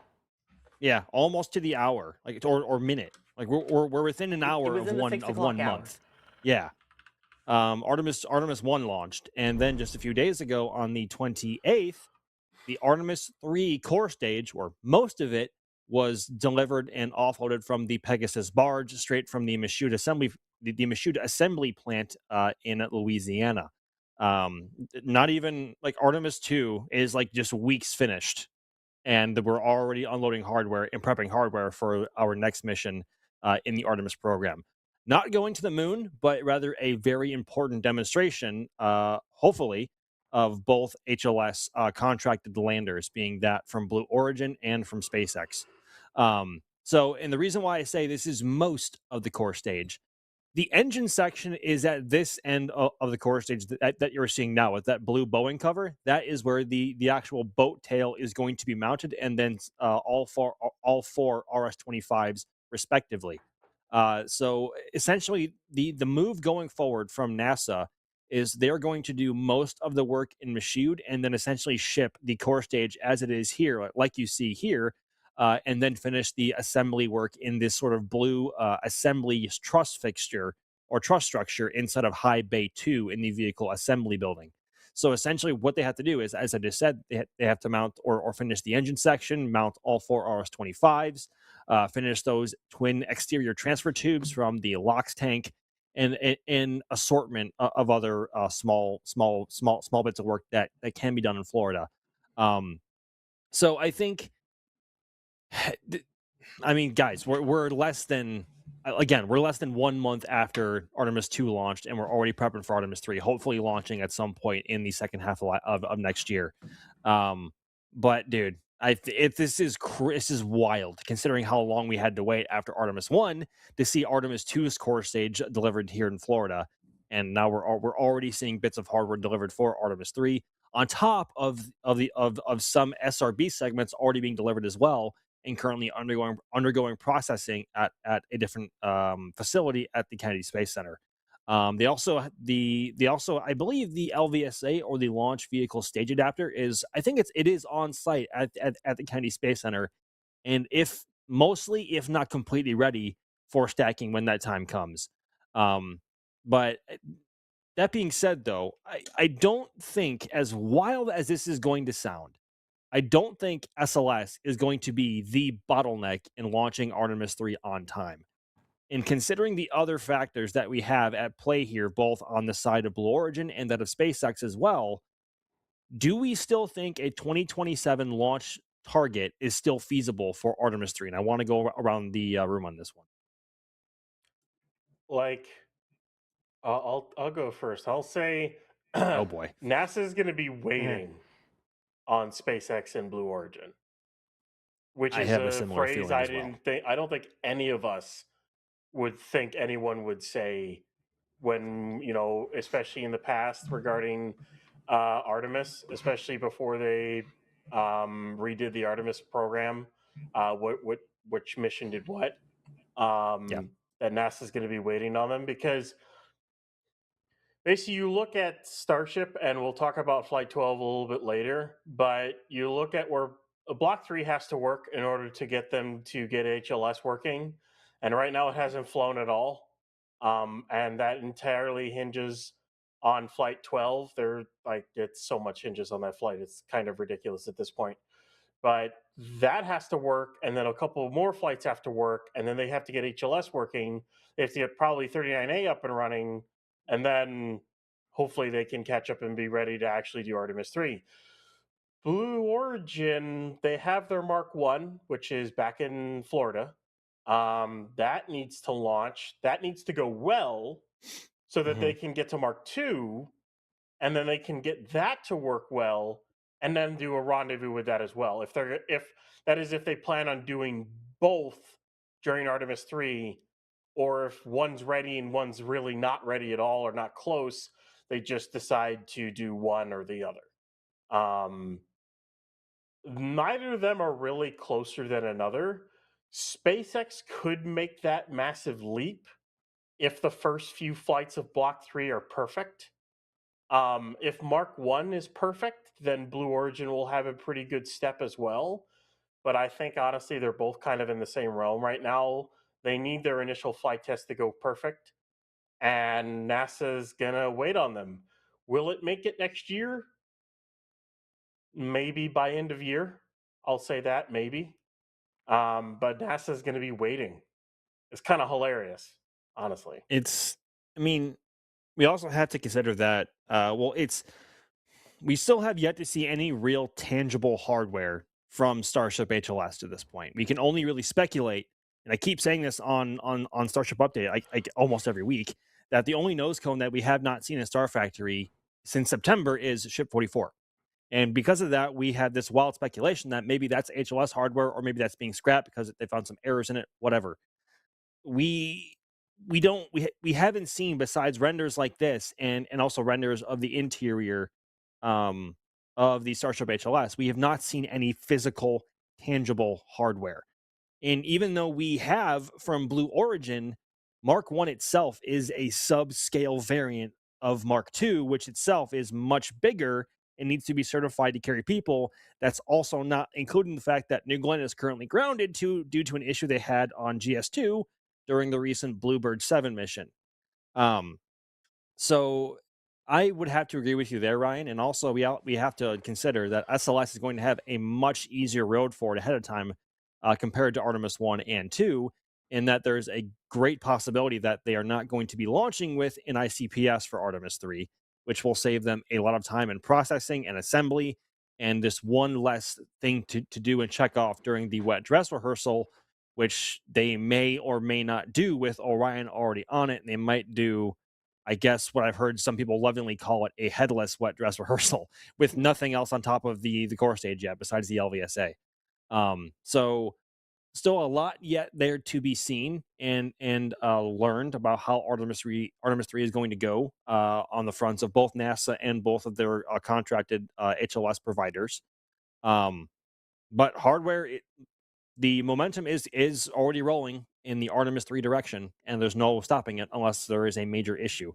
But the core stage getting to KSC and getting into the VAB, as we saw just a few days ago, is a big step in the right direction. And we should be seeing it, hopefully, we may see the vehicle stacked by the end of the year. I'm not entirely sure on timelines about that. I'd have to check back in with Philip Sloss on that one, or the PAOs at KSC. But it's just an orange tube. It's a big orange tube, or a big orange hot dog, as I have also lovingly joked more than once over the past few days. Fellas? Yes. I was gonna say, I agree with you guys that I don't think that this thing is going. Maybe the end of 2027 for the commercial landers, but I have, I was just sitting here thinking while you guys were talking about this, and That's dangerous. yes, I know. Some smoke came out, dude. Like, it's just like, like I'm like, oh, that's not good. But okay, how about we take Artemis 3, right? How about we take Artemis 3 and we put a dud ICPS up there, like you were saying, and then do the exact same mission as Artemis 2, but core stage direct insertion to high Earth orbit. Think about it for a second. All right. The ICPS was basically fully fueled when they separated from it. You know, if you don't have the ICPS on there, you're going to get the Delta V from the core stage. Have the core stage do a high Earth orbit insertion, right? You know, and I'm saying like launch Artemis 3 like in the spring, right? And then you save your last ICPS for Artemis 4 and you use that for your landers. And then you do your landing with their revised Centaur architecture or something. Anything to keep the flight cadence going. Because yeah, SLS is not the bottleneck anymore, which is hilarious to me. I can't believe that actually happened. Right? A lot can But happen. the reason I even bring this up, like, is because yeah, you got to keep Jared Isaacman has been talking about like, oh, your skills are atrophying. We can't launch every 3 years. Well, guess what? Now you're waiting on other launch vehicles. So maybe find a way to, I don't know, launch more, right? And if it means just doing another lunar flyby, I'm pretty sure ain't nobody going to be upset about that, right? Nobody going to be upset about that. I mean, I feel like at this point, the whole thing is to progress the program forward. And the only way to do that next, besides the actual going out to the moon and getting into an orbit, is to test out the landers. So, I mean, the other benefit that Artemis has, or that SLS has in this case, is the fact that you're not having to go for a lunar trajectory where you only have, 6 days worth of launches where you can reasonably hit your target. If you're going for even say a high Earth orbit, with a 24-hour orbital period, that means once a day, every day, you have that launch opportunity. And depending on if you go for an even lower orbit, then you might even have 2 opportunities in a day or every 18 hours if, say the weather is off. So, I mean, how many times am I going to say I mean? But I really want to see this mission fly. And I really hope there's at least a lander ready by next year. I think SpaceX really is going to have to pick up the pace, which I know once they get V3 up and running, they're going to. I'm a little bit more worried about New Glenn. I mean, the fact that they at least have Mark 1, even if they have to use a version of Mark 1, like a 1.5 as a dummy model they can use for this test, cool. I really hope they can do it next year. I'm going to keep my fingers crossed that there will be at least one lander ready in time for it. That's also assuming Mark 1 goes well. If they have any issues with Mark 1, that is going to have some major implications going down the road for Mark 2 and other.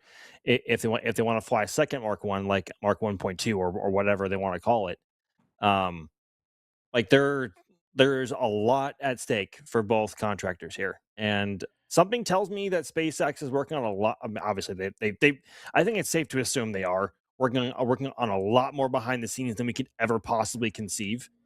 We just can't see it, so we have nothing to gauge exactly what it is they're working on, how far they are, and when we might see hardware. But I would like to imagine they're fairly far along in that process, and we might see something here in the next 6 to 8 months. We might even see something on the Starship Flight 12 stream for all we freaking know. But I don't know. I just wish we saw more hardware from them on that front. But again, like I think they're in terms of playing field. I want to. They're pretty level with one another right now. I want to say the SpaceX HLS CDR or critical design review is supposed to be due. I think it's like somewhere around Q2 here of this year. It's relatively soon, within the next couple of months. Once that's passed, if that actually passes, like at that point you settled on your design, I would not be surprised, along with the fact that they're doing an IPO, like all of a sudden we're going to get a massive info drop. And the other part to that is we might see footage of actual hardware. The other thing is too is eventually one day the large door of the Star Factory might open and holy cow, what's this white nose cone rolling over to Mega Bay 2 with a payload bay? I don't know. That I will not discount that possibility at all with SpaceX these days. Yeah. Or like they do what they did last week and just randomly drop a 20-something minute video with a whole bunch of footage from angles that we have never seen before. Yeah. What? It's the first of a series. That's Yeah, episode first one of a series. So And who's to say they won't drop another before Flight 12, and maybe we'll finally see what's happening inside of that big white freaking tent over at Gregor. Like, we still have no idea what happens in there. Like, so they're building a Stargate. Yeah, I mean, I know what happens in there. What happens in there, AJ? What happens in there? Stuff. Stuff and things. As long as they don't No, do I have the no big idea. as long No as they don't do clue. the big info dump during the Flame Trench again, like last week, that would be appreciated. That'd Before be- it would be fantastic. Yeah. You know, Go I ahead. was gonna say, considering the notices we saw come out today, or at least get somewhat published today, Mhm. I was genuinely curious to see, like, if in the middle of Flame Trench, SpaceX would do a post say, "Hey, look, here's our full update on Flight 12, and here's our net date we're targeting, and all this other stuff." I was be like, "Oh boy," but nothing Don't you yet. dare. Don't you dare. No. Don't be giving them ideas now. Seriously. Got a couple really good questions here that I want to hit. Here's one from Max, who was wondering, not our Max, MAKS. Will Artemis 3 be canceled if it slips into 2028 to have the spare mobile launcher to start stacking SLS for Artemis 4? Because I know they want to at least have two in 2028, Artemis 4 and Artemis 5. But if Artemis 3 ends up slipping to 2028, what's that going to mean given that they now only have mobile launcher 1 as they continue to demolish mobile launcher 2 that they spent all these years stacking? I don't think they're going to demolish ML2. No. Or at least they've been taking parts of it off. Let's say that. I have a very, very spicy take about this. Ooh, I like spicy. It's muy picante. All right. So I think that they're not going to demolish ML2, and I think that NASA's going to figure out that putting a Centaur up there doesn't work, and the EUS is going to get finished. How about that? Yeah. Or I can hope. Whoa. I can hope. I really don't think you can put opposite of a Ryan Weber guess. I know. I really don't think that you can put a Centaur up there, dude. I think it'll crush between 36 tons of Orion and LAS, the launch abort system, and then 35 meganewtons pushing up from the bottom.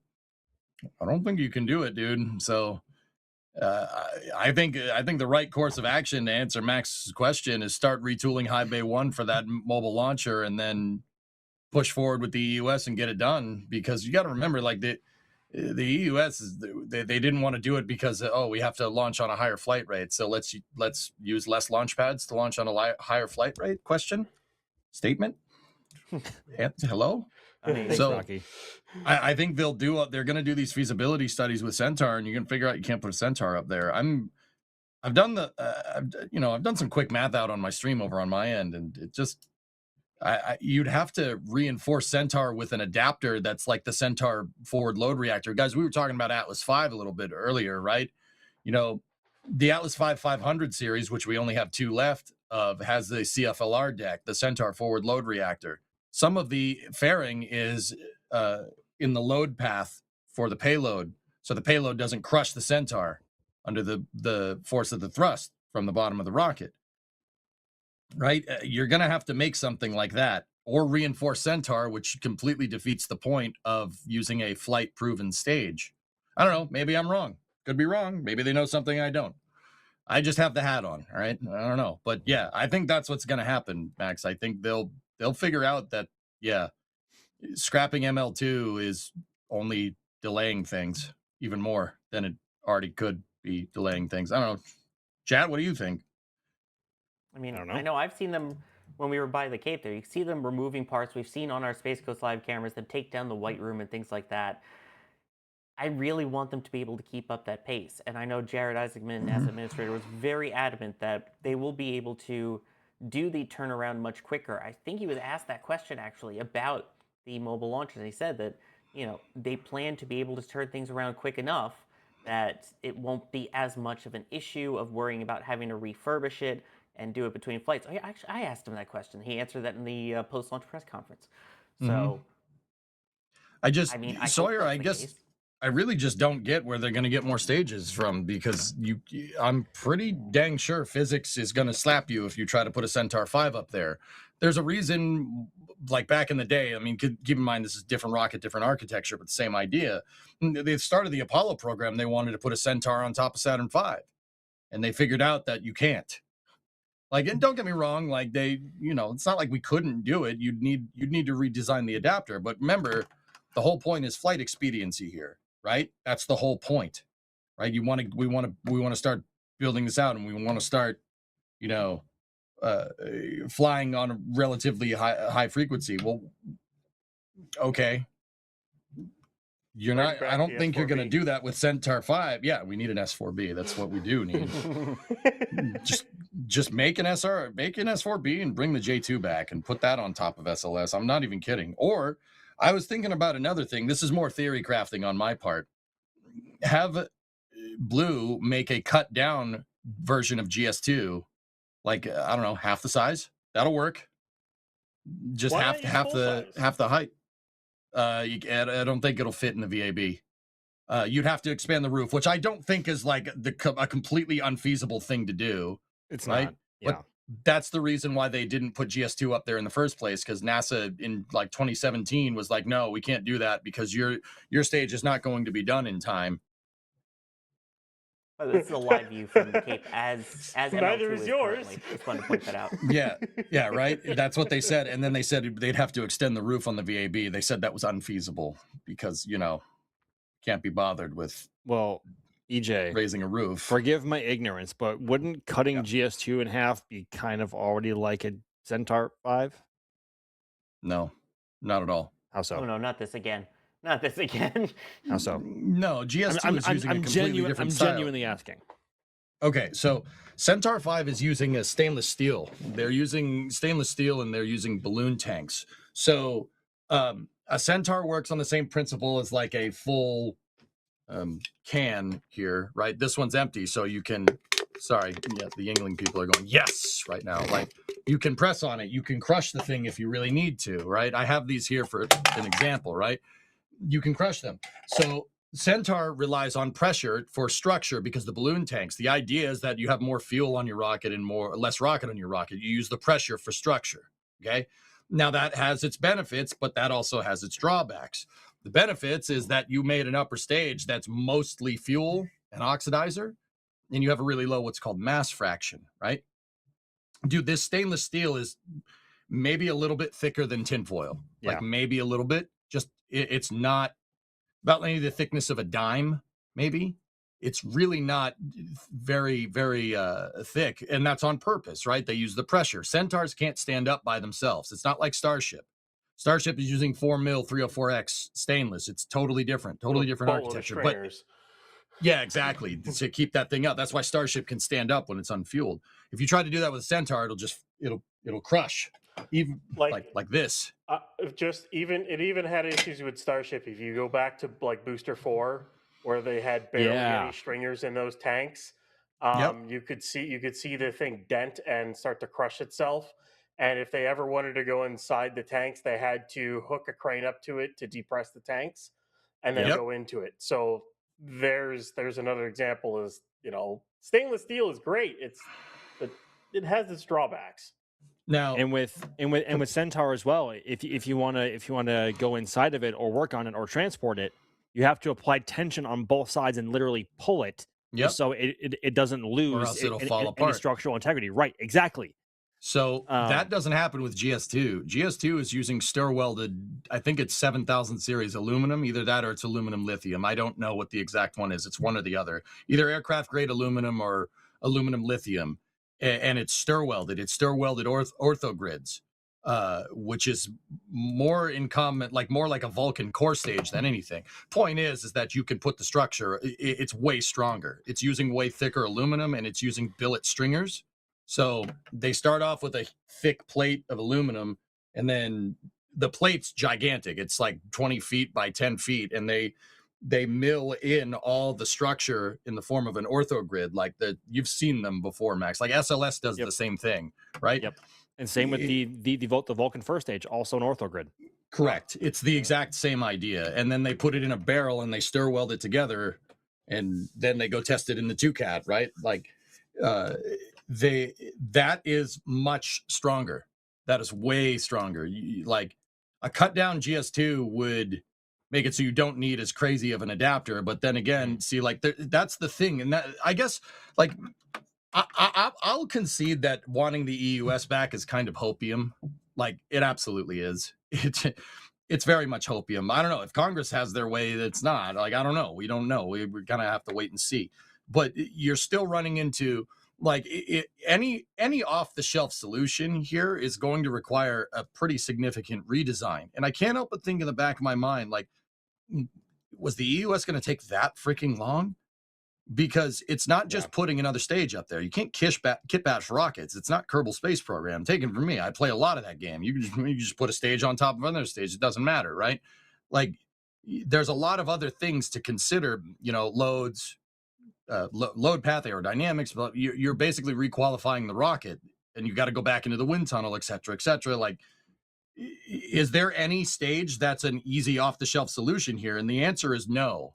Like Centaur 5 seems appealing at first, but there's no way that Centaur 5 is rated for like 300 to 400% of its load. There's not a chance. Nobody rates stages like that, meaning that it's designed to have six GEM 63XLs, 2 BE4s pushing up on that Centaur, and then maybe a 25 to 26 ton payload pushing down on that Centaur, and that's about it.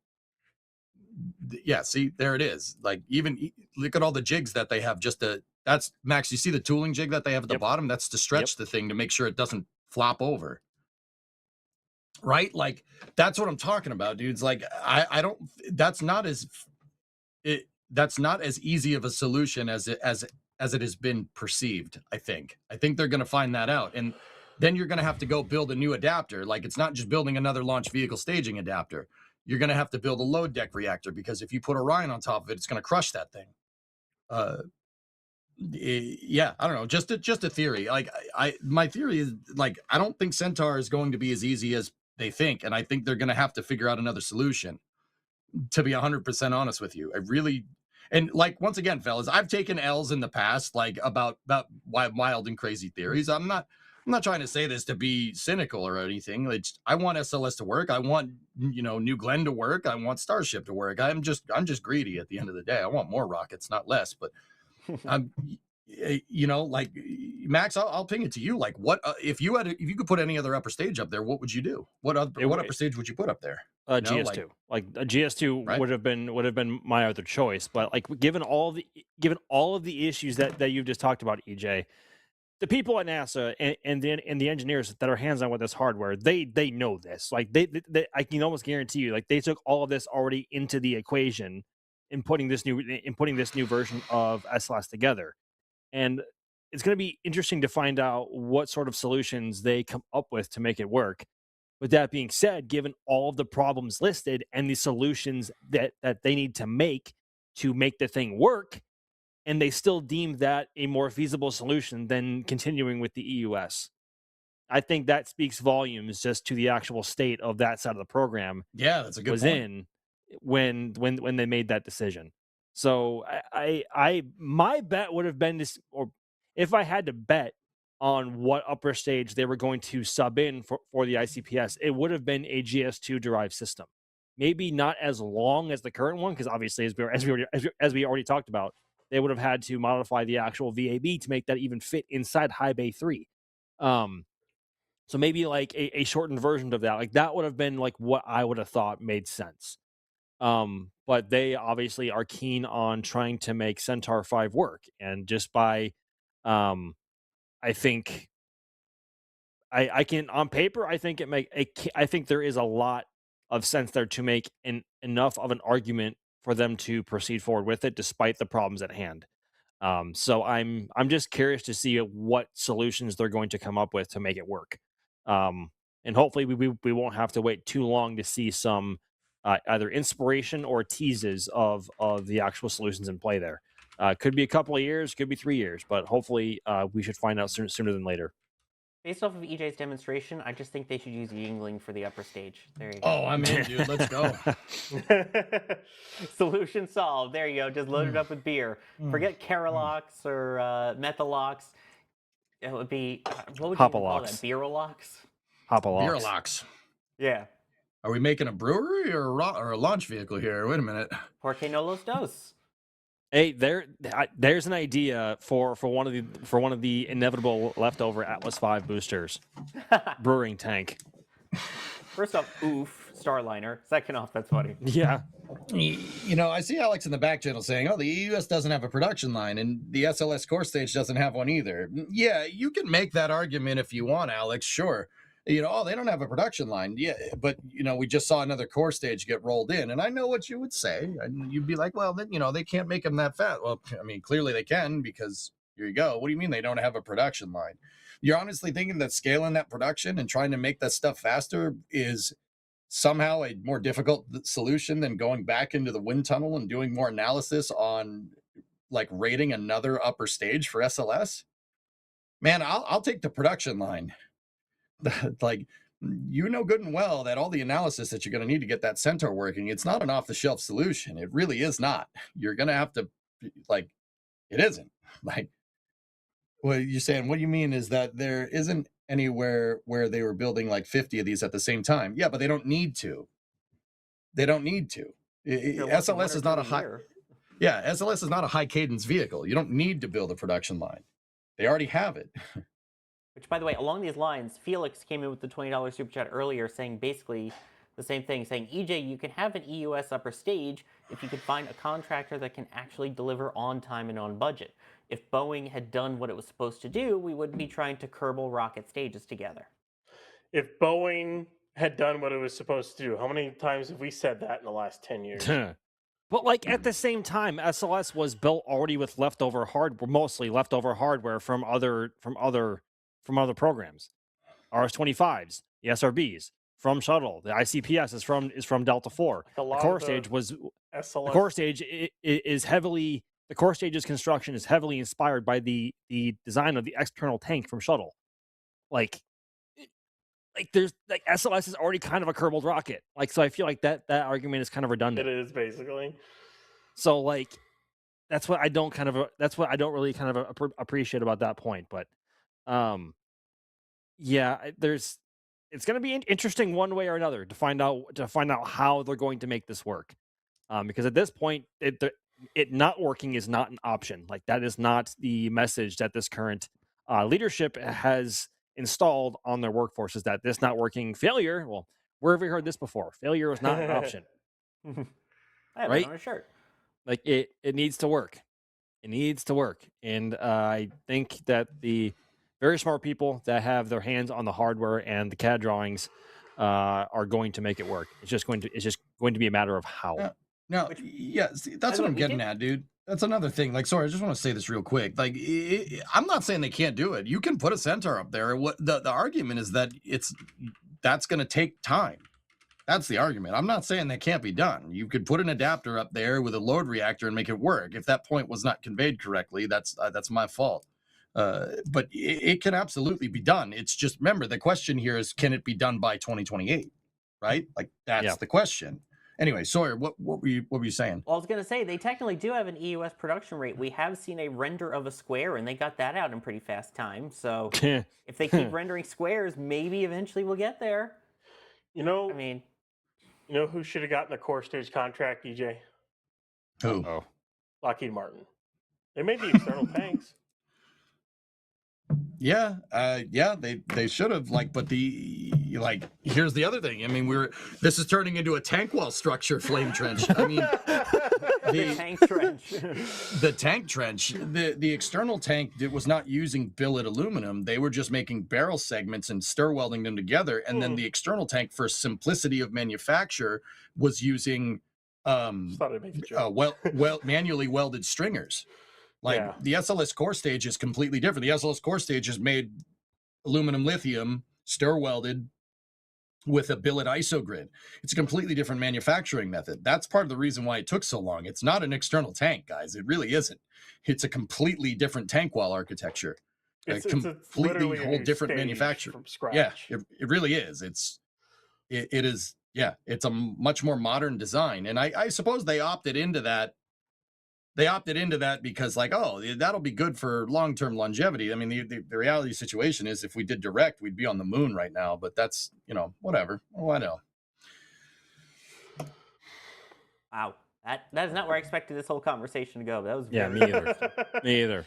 It's a good one, right? Like, hey, I mean, I'm more than happy to teach people about tank wall architecture. I think that stuff's cool. And you're not just trying to stringer us along. Oh Jesus! Like the Not only, manually, at least. The only little other thing, and I know EJ brought this up, was how long of a wait between Artemis 2 and 3.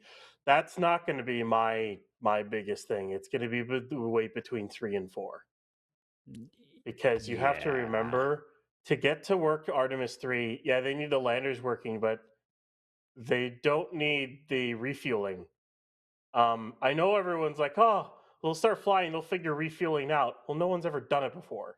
So, dude, I don't think refueling is one of those things that's going to be like, oh, this is some big crazy thing that we haven't done. We haven't done it because there hasn't been a need to do it. I think refueling is not as big of a problem as everybody thinks it is. I really don't. It really, like. That's a really good point, actually. Plus, I mean, the Russians refuels might be another thing. What's up? Too. The cadence to do the refueling is a decent leap to take for New Glenn and Starship. I'd be more worried about that, Ryan, than the actual refilling process, to be honest with you. SpaceX is going to need a lot of pads. So is Blue. Yeah.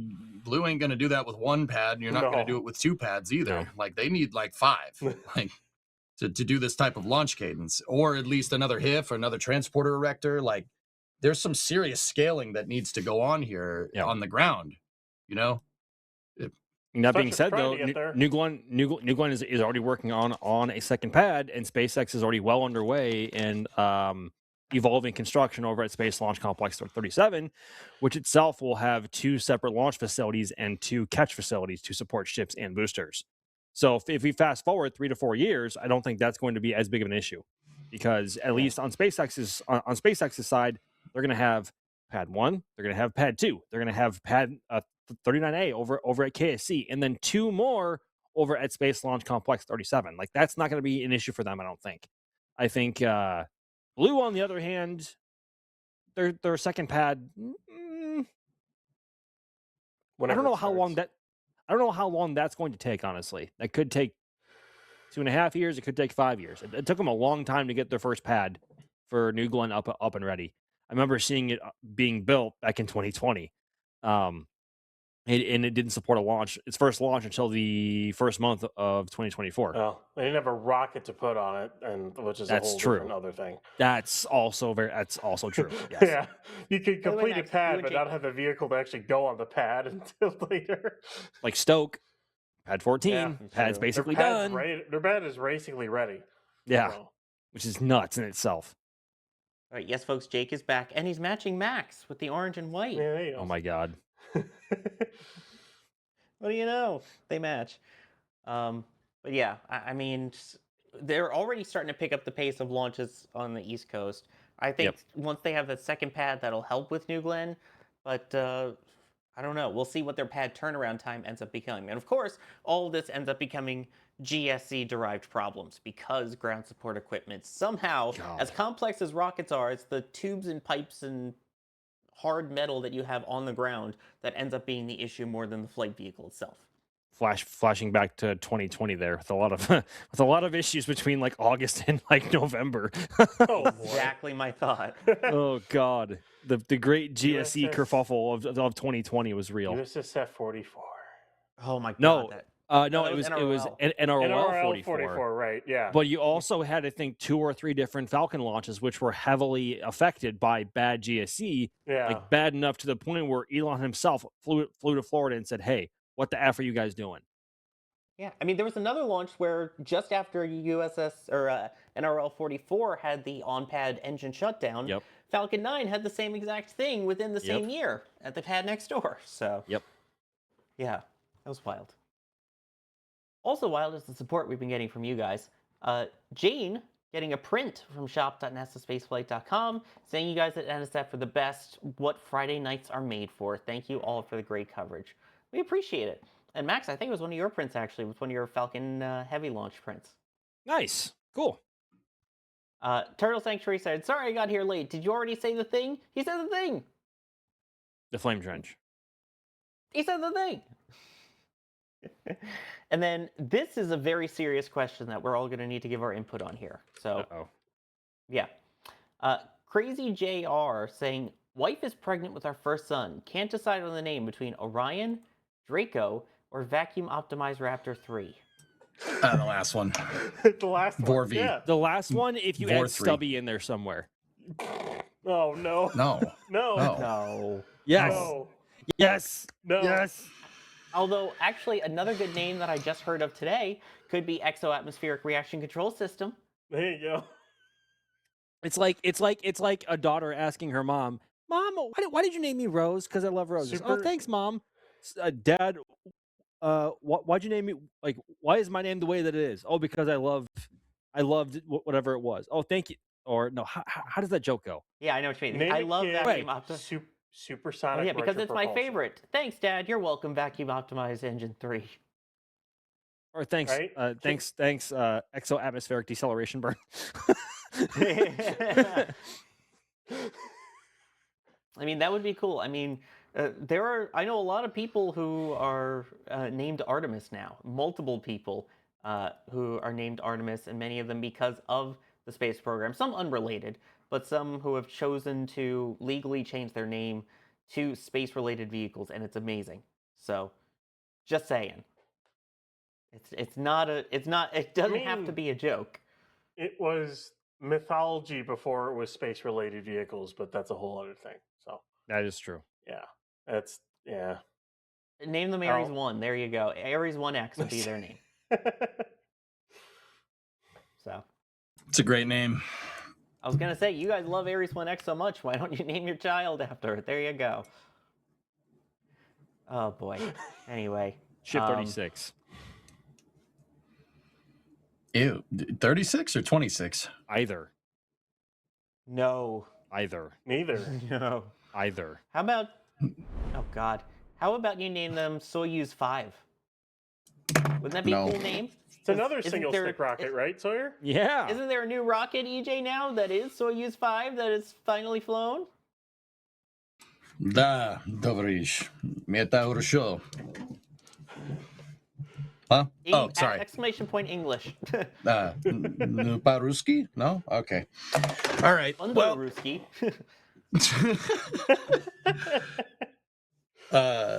So the Roscosmos and Kazcosmos rolled out Soyuz 5. This is another variant of the Soyuz rocket. It is a single stick design, not the first single stick design that we've seen here.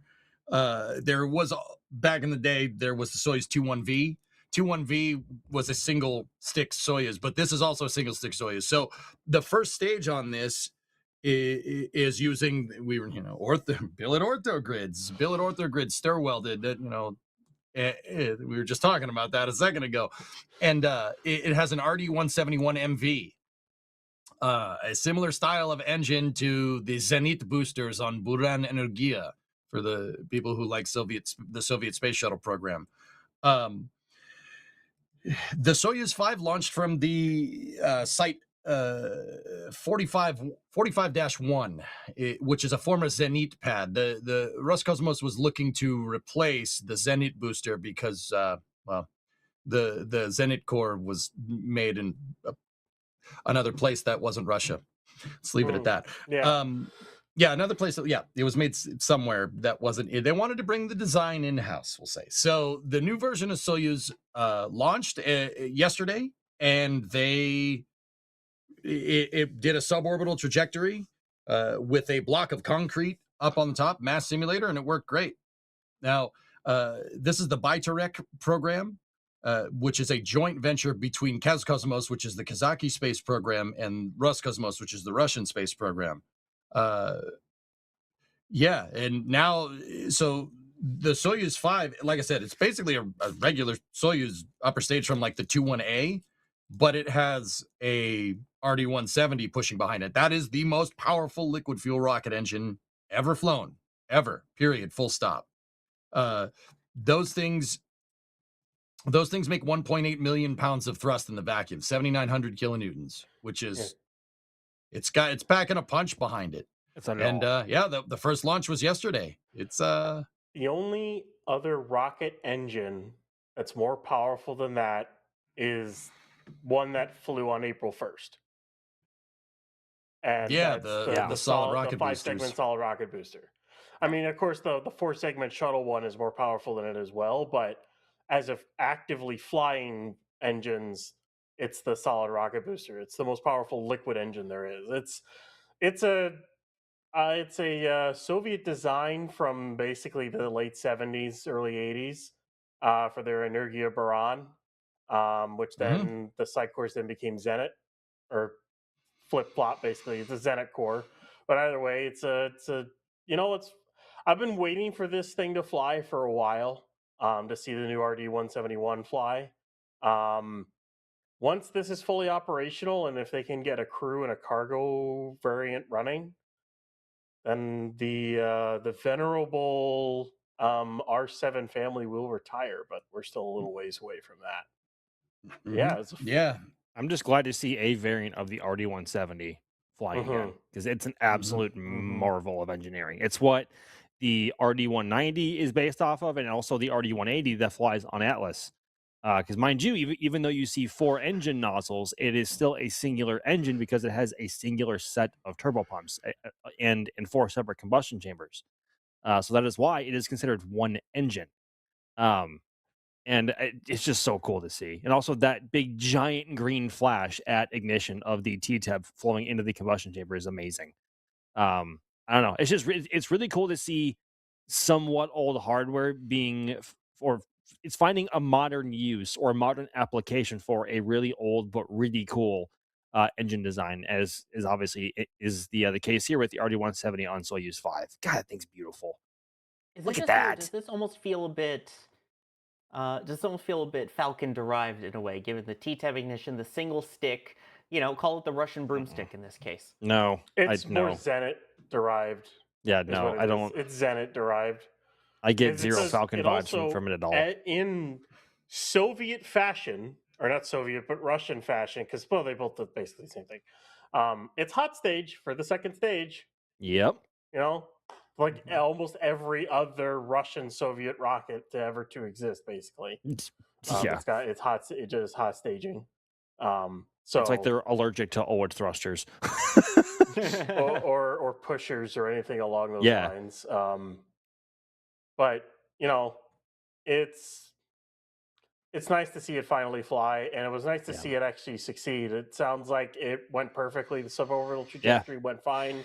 First stage went perfect. Second stage went perfect. The mass sim went on the trajectory it was supposed to. So it's good news for the rocket as a whole and for Roscosmos. They did have a little bit of that hiccup when that service structure was puked into their trench ditch there. But they rebuilt that, got that flying again. So got Soyuz flying again. But yeah, new rocket for Roscosmos alongside our Angara. So new era for that agency.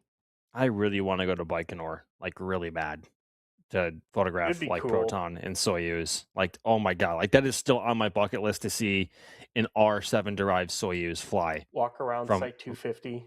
God, please. Where they did some of the Energia Baran stuff, and old N1 stuff. If there's a way to bring coverage of a future crewed launch from Baikonur as media, I would put my hand up in like in the blink of an eye. I would be the first to volunteer for that. I want to go so bad. By the way, someone made a very interesting point that kind of backs me up here in chat.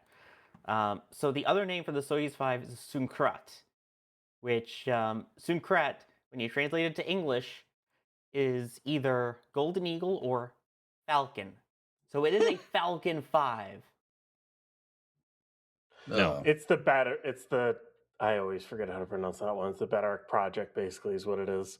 That's how Beitarek. it started. But yes, Literally. the original name for it and what it's still, Soyuz 5 / Sunkrat. So it is a Falcon technically, by name. That has Same, no Russian broomstick. similarities to it at all, though. So I think that Alex is right in the back channel. Soyuz 5 is Atlas 7. Stop since it. it uses an RD-171. Oh my god. It's two RD-180s together. But no, it's Zenit 2, or because Zenit and that engine came before Atlas had it, so it's technically not that. Yeah. Does that mean Atlas 5 is Or Energia Zenit 1.5? What? I mean, Energia 3? I mean. That's good. I like that. I like that. Absolute cinema. I don't even know where to go from there. Yes, Sunkar. I can't pronounce things, okay? I'm an American. We don't know other languages. Hey, but Atlas has, I mean, it's responding to Alex in the back channel. Atlas has not been using the RD-180 since then. So no. That's where it's when it started using the engine is where I'm drawing the line there. Yeah. So, you know what, fellas? I wanted to bring this question up. So this is great that this works. And Ryan, I'll kick it to you. What is the purpose of this vehicle? Basically, the purpose of this vehicle is to replace Soyuz 2.1. It's to be able, I forget how much tonnage to orbit. I think it's in the 15 range. This Soyuz 5 can do 17 to 20. Yeah, it was around that range. It's medium lift launcher. It's basically to replace Soyuz and basically Proton as well in some cases too. Well, that's more in Gara, especially in Gara 5. But they had a whole plan to use Soyuz 5 along with the Orel capsule. And then the Orel capsule was basically going to be their new crew, Oriel. You could just say eagle. It means eagle in Russian. To do their, I have Orel in my head because of World War II stuff, because of the city. You nerd! What? History buff. Anyways, they were going to use that for crew and cargo, but that capsule hasn't really gone anywhere lately. At least I don't remember hearing anything recent on it. So right now it's just kind of cargo missions, or at least and whatnot. Well, SAT missions until they get that stuff up and running. But the whole plan for Soyuz 5 is to completely replace Soyuz 2.1 and retire the R7 family for good. That's the original plan when they came up with this rocket. Same thing with a sad day. Getting rid of the R7s, getting rid of the Atlas, getting rid of all the Atlas-derived names, EJ. It's not an Atlas-derived name. It just is, all right? Yeah, do you know what I mean? Atlas-derived vehicles, okay? Hey, you're the one that likes playing with words, okay? All right? You should know this. I do, when they're actually appropriate. Hey, look, a cube. You see the cube on there? Massive. Yeah. Yes, it's the EUS. Anyway. That was funny. That was a good one. Oh my god. It was a render of a cube. What do you expect? Anyway. That was pretty good. We really got Soyuz 5 before GTA 6. This rate, we would get a Soyuz 6 before GTA 6, but anyway. Yeah. But yeah, so we'll see how that ends up flying and when we get the first flight of that. And I believe, EJ, there's another vehicle that we might get the first flight of potentially soon, sometime this millennium. So Virgin Galactic actually posted yesterday as well. They are rolling out their new version of Spaceship. They said that they've hit a major production milestone where they towed their vehicle out of the assembly hangar and moved it to the launch and testing hangar. This is all their new facilities that are in Mesa, Arizona. They have a huge production milestone. This is their revised variant of their spaceship. That's what it's called. Which last flew on the Galactic 7 mission in June of 2024. They entered a gigantic redesign here, which I'm not saying that that's not cool, because that's super cool. Fellas, like what we're doing is like, okay, I literally just got finished asking, like, what's Soyuz 5's purpose? Like, what's this thing's purpose? Hey, Jay, can you cut to me real quick? I was gonna do something here. Backseat producer. Fine, just steal my thunder. That's fine. Oh, they rolled out a new, little space plane for tourism. Yay. Okay. Anyways, what? Yeah. Damn. That's why you wanted to have him cut to you? Was just for that? Yeah. Lame sauce. Damn, son. that was kind of lame. That's my reaction to it. Like what? Like okay. No, and that's it's in responses to EJ's question is, what's the purpose of this? It's like, okay. This is the flame trench. It's not the flying pathetic tourism deluge system. Right? What is purpose of a space plane? Question. Like, if this could go into orbit, then yeah, okay, that's really cool. I mean, okay, hear me out. This is kind of a hot take. I would much rather fly with Virgin than I would with Blue Origin and New Shepard. What? I'm not even joking. Yes. I would still take New Shepard every single day. They even had an issue with their booster, and their launch abort system worked perfectly. Understand. It proved itself in real flight. I understand that. But the thing is, Spaceship is a modern day X-15. Your experience lasts much longer than it would on New Shepard. Like, I don't really give a cahoots about crossing the Kármán line with an experience like this. It's like you're riding a modern X-15. Like, how freaking cool is that? Like, that's what I want to experience. And I'm not trying to diss New Shepard, because that in itself is a marvel of achievement in bringing suborbital spaceflight to a larger audience. But dude, like, riding Spaceship is like, how does this not look incredibly fun? Dangerous, I understand that. But in my probably skewed judgment, the risk is part of the experience and part of the fun. Dude, all I'm saying is that they haven't flown since 2024 for a very good reason. You don't stop doing operational missions when you're in the spaceflight tourism business unless you have A, other things to work on, New Shepard, or B, something is required, like a full refactoring and redesign of the ship and new production facilities. That's all I'm saying. Was it 2024 or 2025? I can't remember. I think it was June of 2024, Galactic 7. That was the last one. I would also like to add that the Galactic 3 mission was the first launch commentary I did for NSF, by the way, in 2023. Really? Yep. I wonder which chat would fly on New Shepard or Virgin Galactic, but I mean, here's the thing. They're the only player as of right now in the market for that. With New Shepard on pause, even though we know it's most likely a permanent pause. I mean, you got to have someone in the game, I guess, and in a way you then kind of have monopoly.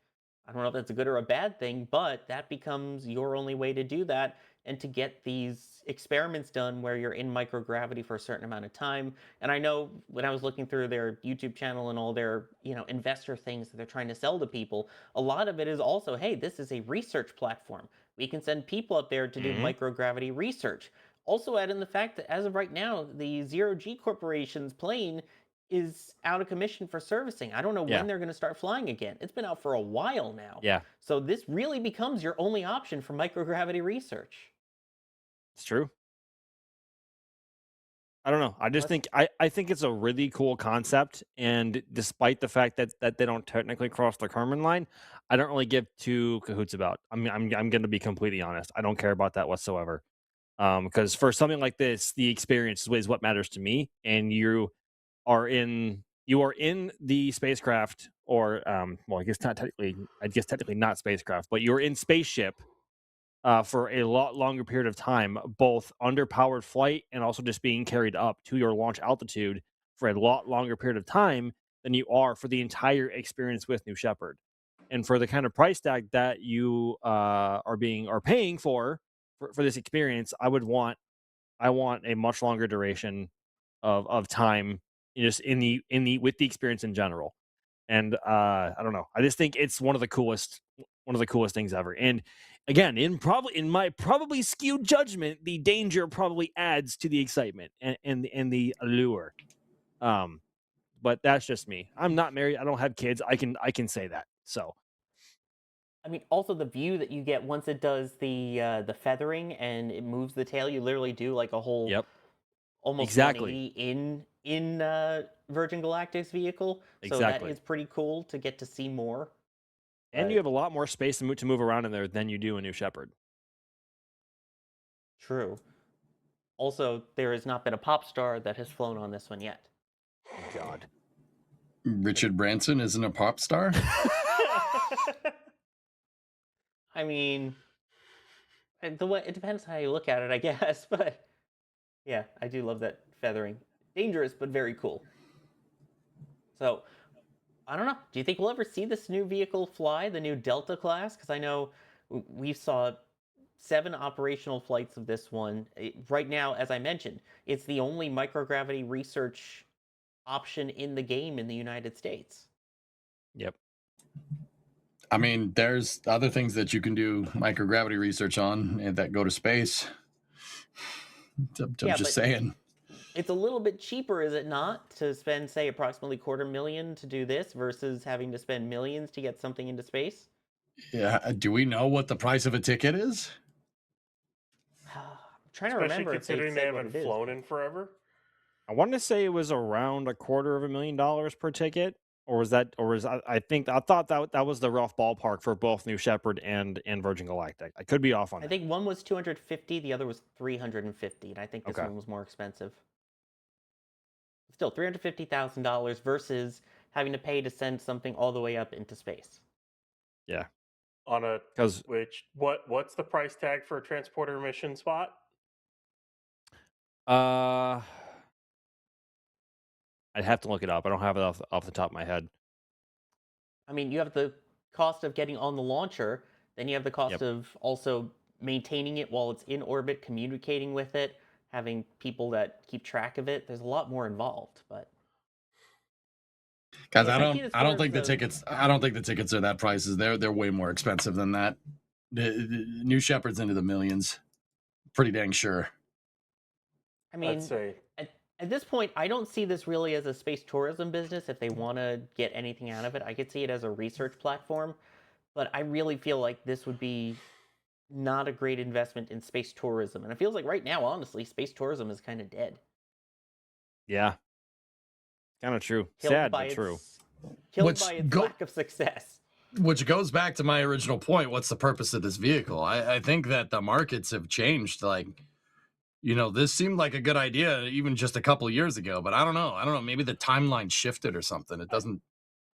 it doesn't feel like a lot of people, and I think I don't know, maybe it's just me. It doesn't feel like a lot of people truly care about this kind of space tourism right now. Like, really don't.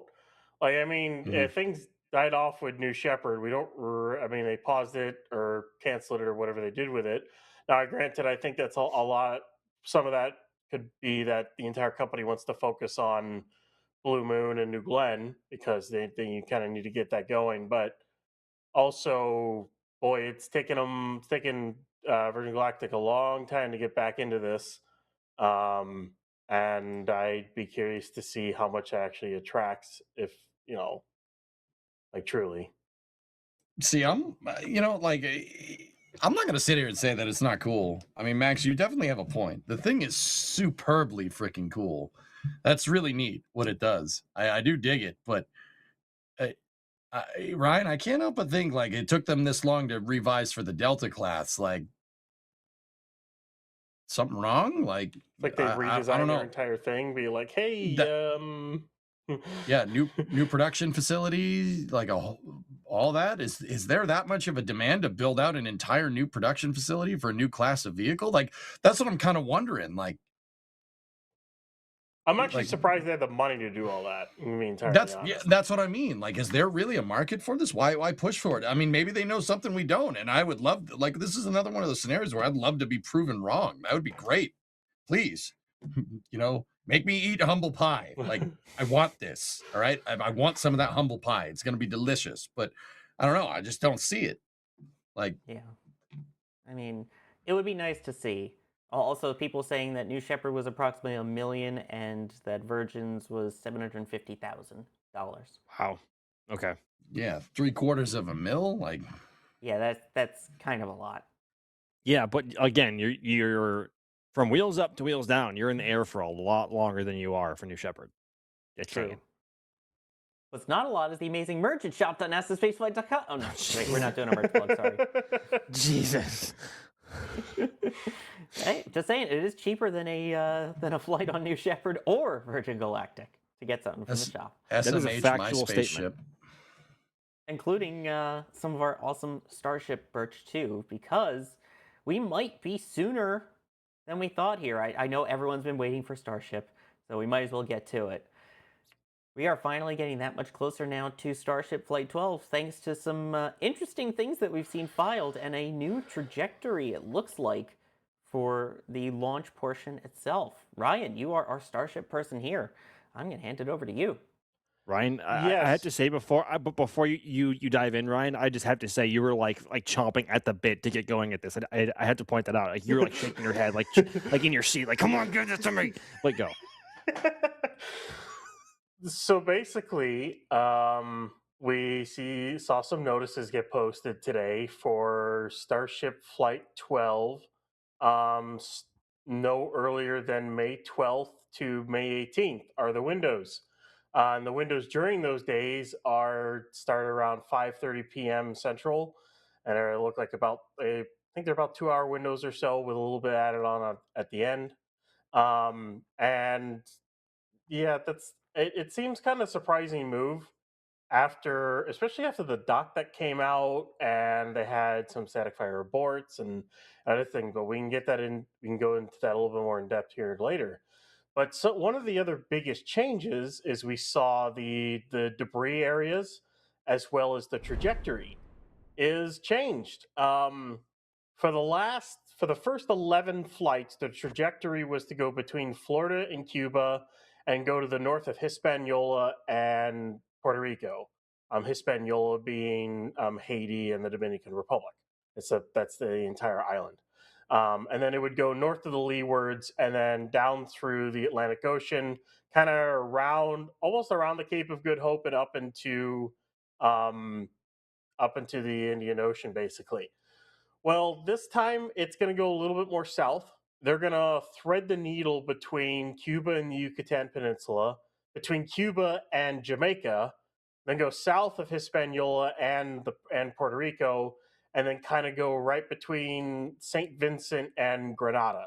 So, like, go right between the leewards. That's going to go through the South Atlantic. And then because of the little bit change in trajectory, those are the debris areas. Now you can see how much bigger like the flight 10 and 11 ones were, and you can see how much smaller the flight 12 ones were. That kind of gives you a gauge of SpaceX's confidence in Ship 39. If we go way back to like the earlier like flight 7, the debris areas were much smaller. They kind of learned they had to make them bigger after a couple of ships shotgunned themselves out of existence. So they seem to have a relatively high confidence that they're not going to blow a ship up on ascent. Then when it gets to reentry, in fact, because it goes a little bit more south now, it actually pops up a little bit more north on the reentry. And there's actually a really, really cool point on the reentry. So it's the purple outline right there. So you see it comes up and then it does a little hook. That little hook is very likely where they're going to do a simulated bank turn and simulated ship catch down in the Indian Ocean, which, as we all saw the bank on Flight 11, that was pretty cool to witness. So kind of looks like they're gonna try for that again, assuming Ship 39 gets there. Just assuming it gets there, which I can't wait to see. But at least it's an afternoon launch. So slight change in trajectory. They're still doing suborbital.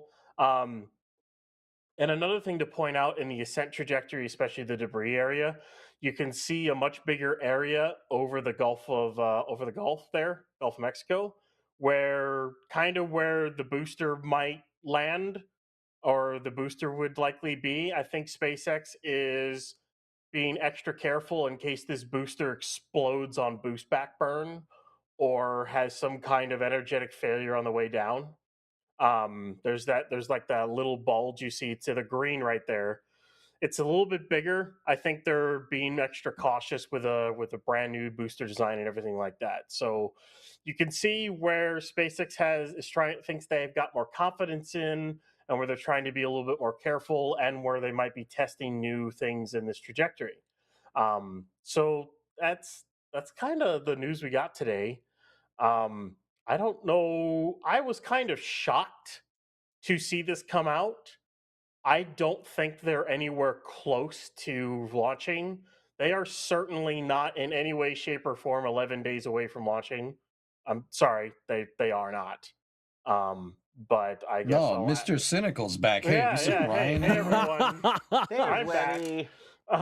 There he But is. before we go further, I just kind of want to ask the three of you guys. How shocked were you when this came out, and what you guys think of the new trajectory and everything? I mean, I think the new trajectory's tight. The heading alignment and simulated landing, Yes. showing the cross range for Starship's gonna be sick, dude. In terms of it being ready, I think I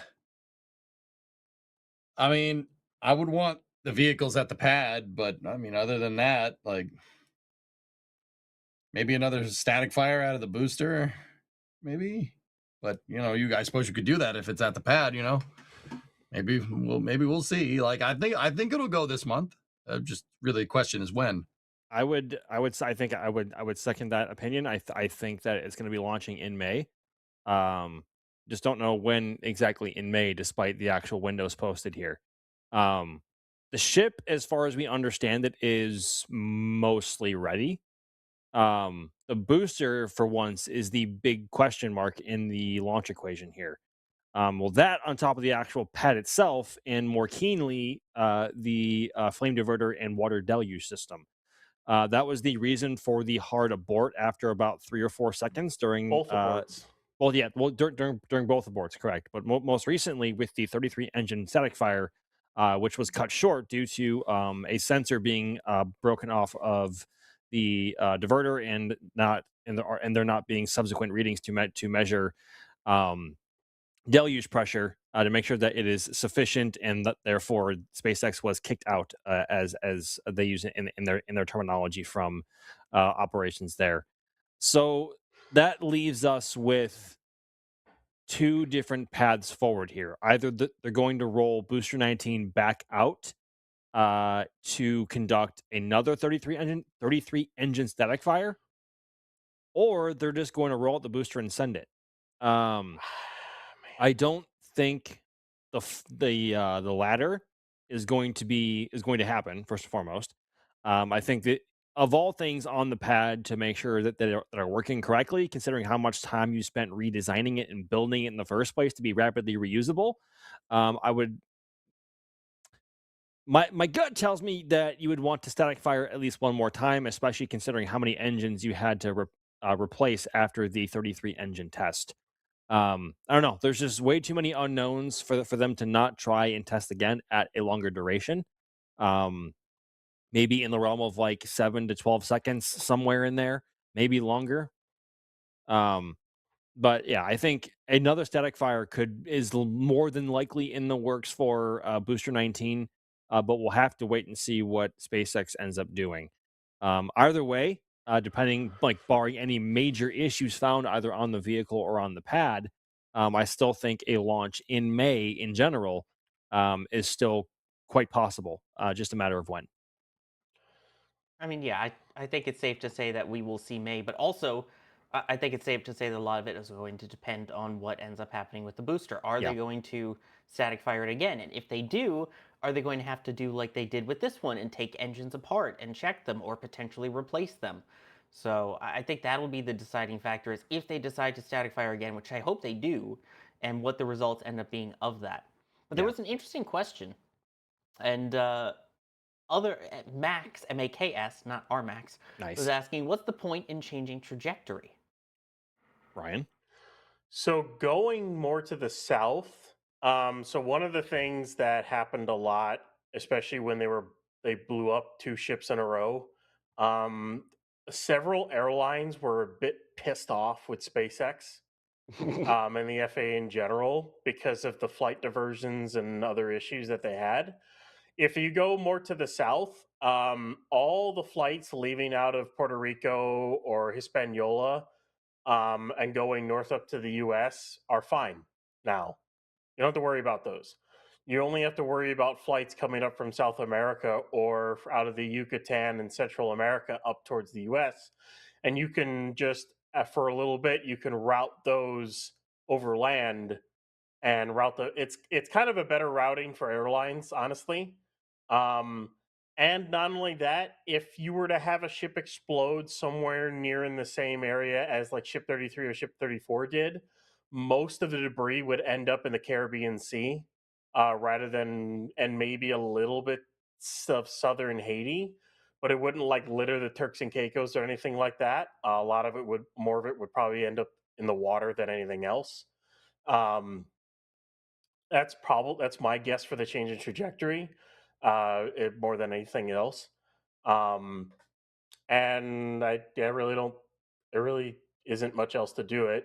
You can. It kind of lines up a little bit with. I think that was what the 32-degree launch trajectory. I think Alex was saying for possible Starlink launches Yeah. out of that. So basically, if you took that trajectory and then you ended up just getting your last little bit of delta V out and getting into orbit, and circularizing it and everything like that, then you can start deploying Starlink. So this is probably the trajectory they're going to use for the next several flights, or at least for a while, out of Starbase.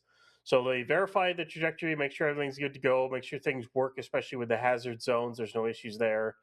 And then they're able to do orbital missions and Starlink missions because, as we know, they want to get to that as soon as they can.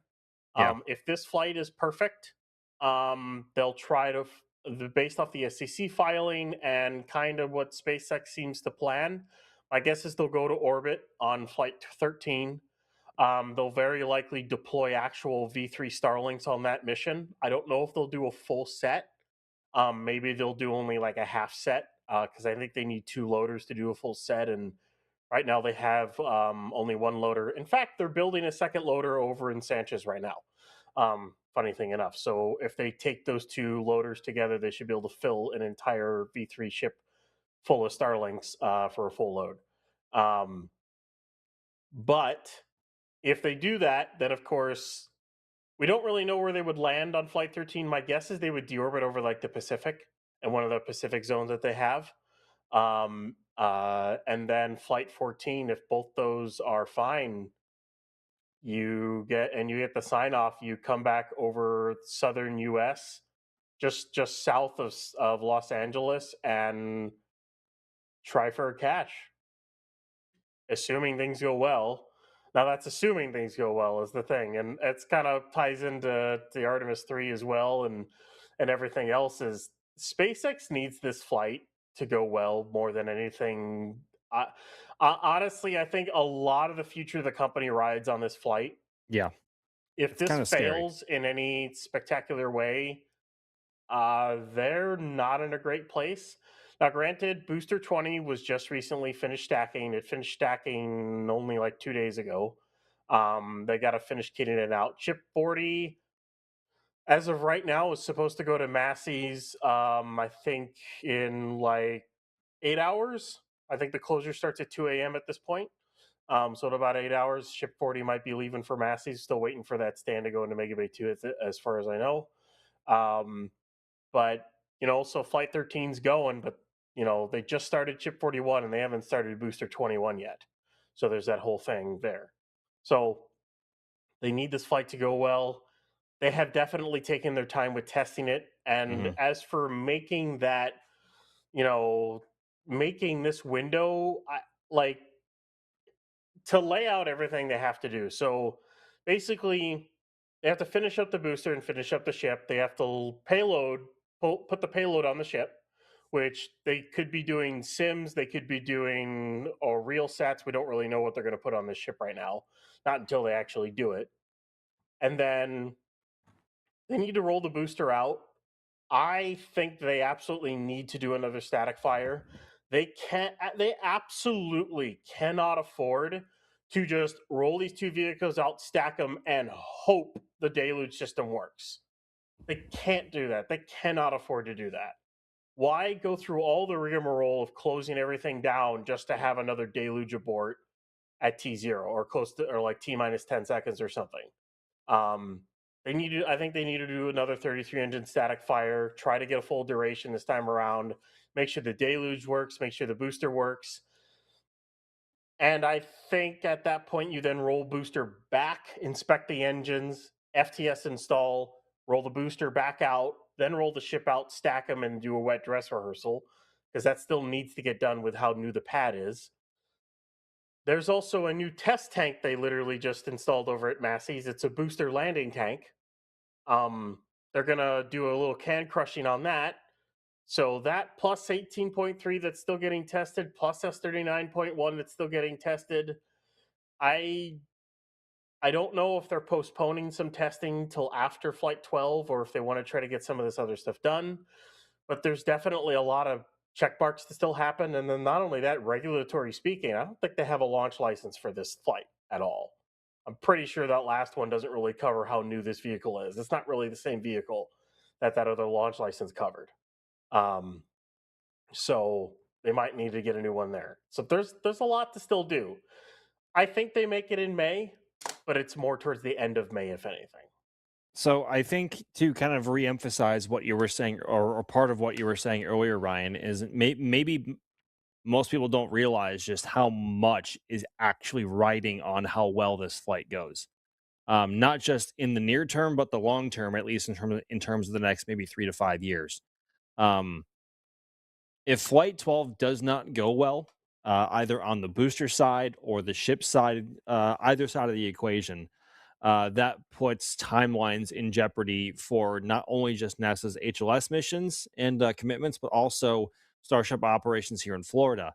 Obviously, the severity of which depends on what happened. Whether it be just the ship had some issues in orbit and couldn't maintain its attitude and was tumbling, or the booster had multiple engines out on the way up and the whole vehicle tumbled and blew up. I don't know. Or God forbid a fallback. Yeah, like that utter worst case scenario is pad fallback. I don't even want to even mention it again, just because I don't want to bring that into the universe. But there's a lot riding on how Flight 12 goes, and I do not blame SpaceX one bit for taking their sweet time and getting the hardware ready to go by their standards. It needs to work, and if it does work, we could very well be in for a launch schedule that is adventurous, but also Starship operations finally migrating or evolving from just Starbase and getting here to Florida, which is where Starship will eventually become a launch. Oh well, Florida will eventually become Starship's main launching point because you have a lot more freedom in terms of where you can fly. And they will also have more launch complexes here than compared to Starbase in the long term as well. And the quicker that they can prove version 3 works, the quicker they can get on with that timeline and get moving. But yeah, it needs to work, I think. Although, like that being said, though, for the last few flights of Starship, the biggest question mark has been ship. I think by the time Flight 11 happened, we were all very confident in the performance of Super Heavy, especially when they wanted to do some more adventurous things with it when it came back into the atmosphere. The big question mark was ship. I feel the polar opposite this time, whereas I think ship is going to do great, assuming booster can actually get it there. The Super Heavy it's a brand new clean sheet design, 33 brand new engines, all of which are also brand new of their design in Raptor 3, and a brand new launch pad to support it. Um, yeah, I think the big question mark at this point is booster. Because if booster does not do well, the ship cannot get to where it needs to go, and the flight doesn't accomplish what they want it to accomplish. Another thing that's probably significant to think of is that there is still the discussion about SpaceX going public with their IPO. Yep. Once they are a publicly traded company, no matter how much we try and say, oh, it blew up, it's a test flight, they learned so much from it, which we all know following this program that sure, some of them haven't been the most beneficial for the program, but a lot of them is they plan to do that. They test a failure and they learn from it. You do that now, and investors are going to go, oh my gosh, it blew up. Whatever the case is, and there goes your stock, and then things change in terms of the mentality of how SpaceX operates. So just something to keep in mind as we're going forward. I don't know if that changes things, if they want to get this launch off before the next IPO or Yeah. the first IPO, or how that plays into it. I don't know what you guys think. Or maybe they're waiting for Flight 12 to IPO. Wild concept. If I were SpaceX, I'd want to get this thing. I would want to fly this thing before you do the IPO. Yeah, because it's the first one. Like, I think one of the best case scenario failures would be ascent works, ship's on its way, ship works, you lose the booster on boost back or glide back or on landing burn. Now that would stink, but it's not the end of the world. You then basically try to get booster 20 all the way down, and then you catch 21 at that point. The worst case is if you have an issue with ship on the ascent, or you have a booster issue on ascent, or you can't complete the mission. If you lose ship on reentry, that's kind of a bad thing because this is likely going to have a completed heat shield. Yeah. The heat shield test for this one, as you can see, the tile patches on the leeward side of the ship. It looks like a completed heat shield for this one. So unless it's uncontrollable, this ship should have no issues getting through reentry if it makes it there. As well as I still kind of expect them to do their payload deploy probably in space burn because it's the first time they'll do it with Raptor 3. Mm-hmm. They didn't do the single engine burn on the ground, but I mean, whatever. Just do it in space. It's not really like it's that much different and whatnot. It's might as well just, if you're going to test it, might as well just test it in space and flight, right? Like, what's the point? I think the biggest question mark, of course, overall, really is that booster is a good ascent, stage separation. If it gets to that point, I think we're in good realm with it. If they lose the booster after that fact, it's gonna stink. Yeah, but it's not the end of the world for the program. It just pushes a booster catch of Block 3 ahead, but it does kind of stink because they lost 18. Yeah, that definitely did not help their aspects of wanting to launch a lot this year. Because you have to look at it. I mean, they just finished stacking their second Block 3 booster, which, if you follow some timelines, that should be ready to fly in like August. And based off the current timelines, if they started booster 21 like this week or next week, or sometime in early May, you're looking at a flight of booster 21 in October. That's only 3 flights. Assuming you catch 21. Now, what booster goes to the Cape? You need a booster and a ship to go to the Cape too. Yep. They need to up their production of boosters. They're getting it's a little slow. I mean, for all we know, they very well could between now and then. They're still in the very early stages of version 3 production, both in terms of ship and booster sides of the equation there. But I think you want to learn how to build them right before you want to learn how to build them fast. Because obviously, again, as we have said more times than we can count now, version 3 has to work. Like, they don't have the option of just flying for data. Like, no, it has to work. And if all goes well on Flight 12, Flight 13 could be the first one that's orbital. And that's where that's where the risk really is elevated in terms of the vehicle performing as it should. Whereas now, depending on what happens, hopefully booster ascent goes well, and after that, I think both vehicles are going to be in good hands, safe away from anyone, and people on the ground anywhere are not going to be in danger because they know where vehicles and debris would come down. But once ship is in orbit, that's a whole other question. The ship brought itself into orbit, and then it has to be able to bring itself back out again. But again, Scary, this will, especially something of that size going into orbit. and a key example of why is the recent GS2 failure of New Glenn. That's a big piece of hardware that is just flying around out there with no control. And that is exactly why up until this point, SpaceX has opted to fly purposefully on suborbital trajectories. They had more than enough propellant on board to head to orbit, but they were purposefully not doing that for the event that they lost contact with ship or lost control of the ship, and they wanted to know exactly where it was going to come down, so nobody on the ground was going to be in danger.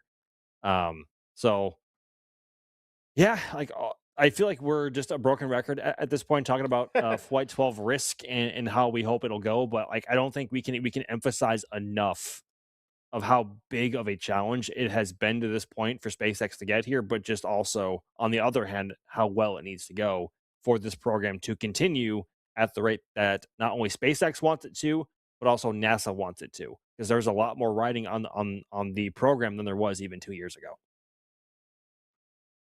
Which happens first, Flight 12 or the end of one of your answers? Neither. Wow.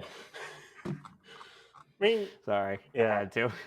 it is kind of a broken record with what we keep saying about Starship. But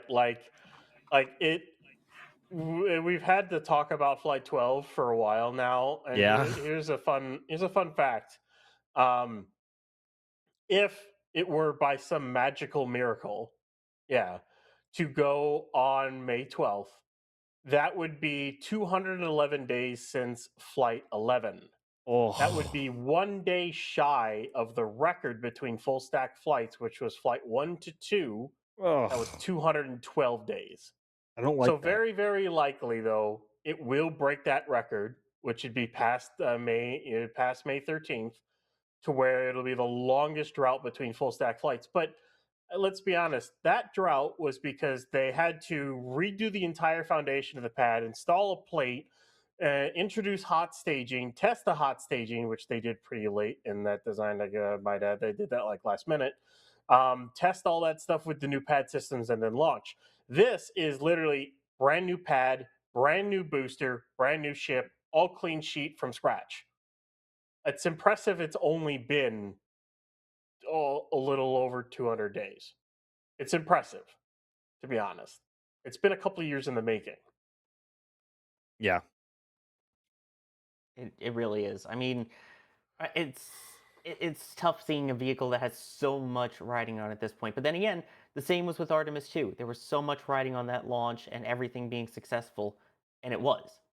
Yeah. So hopefully it's the exact same thing with Flight 12. And again, like you were saying, I mean, the booster, the ship itself has all the tiles on it. It's not those testing of, oh, we're going to try some metallic here, we're going to remove some there. No, this is what they want to be their, I don't want to say final vehicle, but operational current iteration that they run with for a while. Let's go with that. Yeah, exactly. I mean, Starship version 3 is going to be the first variant of Starship that is going to carry meaningful payload to orbit, and is also what is going to be the basis of I cannot say the word architecture of what the HLS ship is going to be. That's all based on version 3.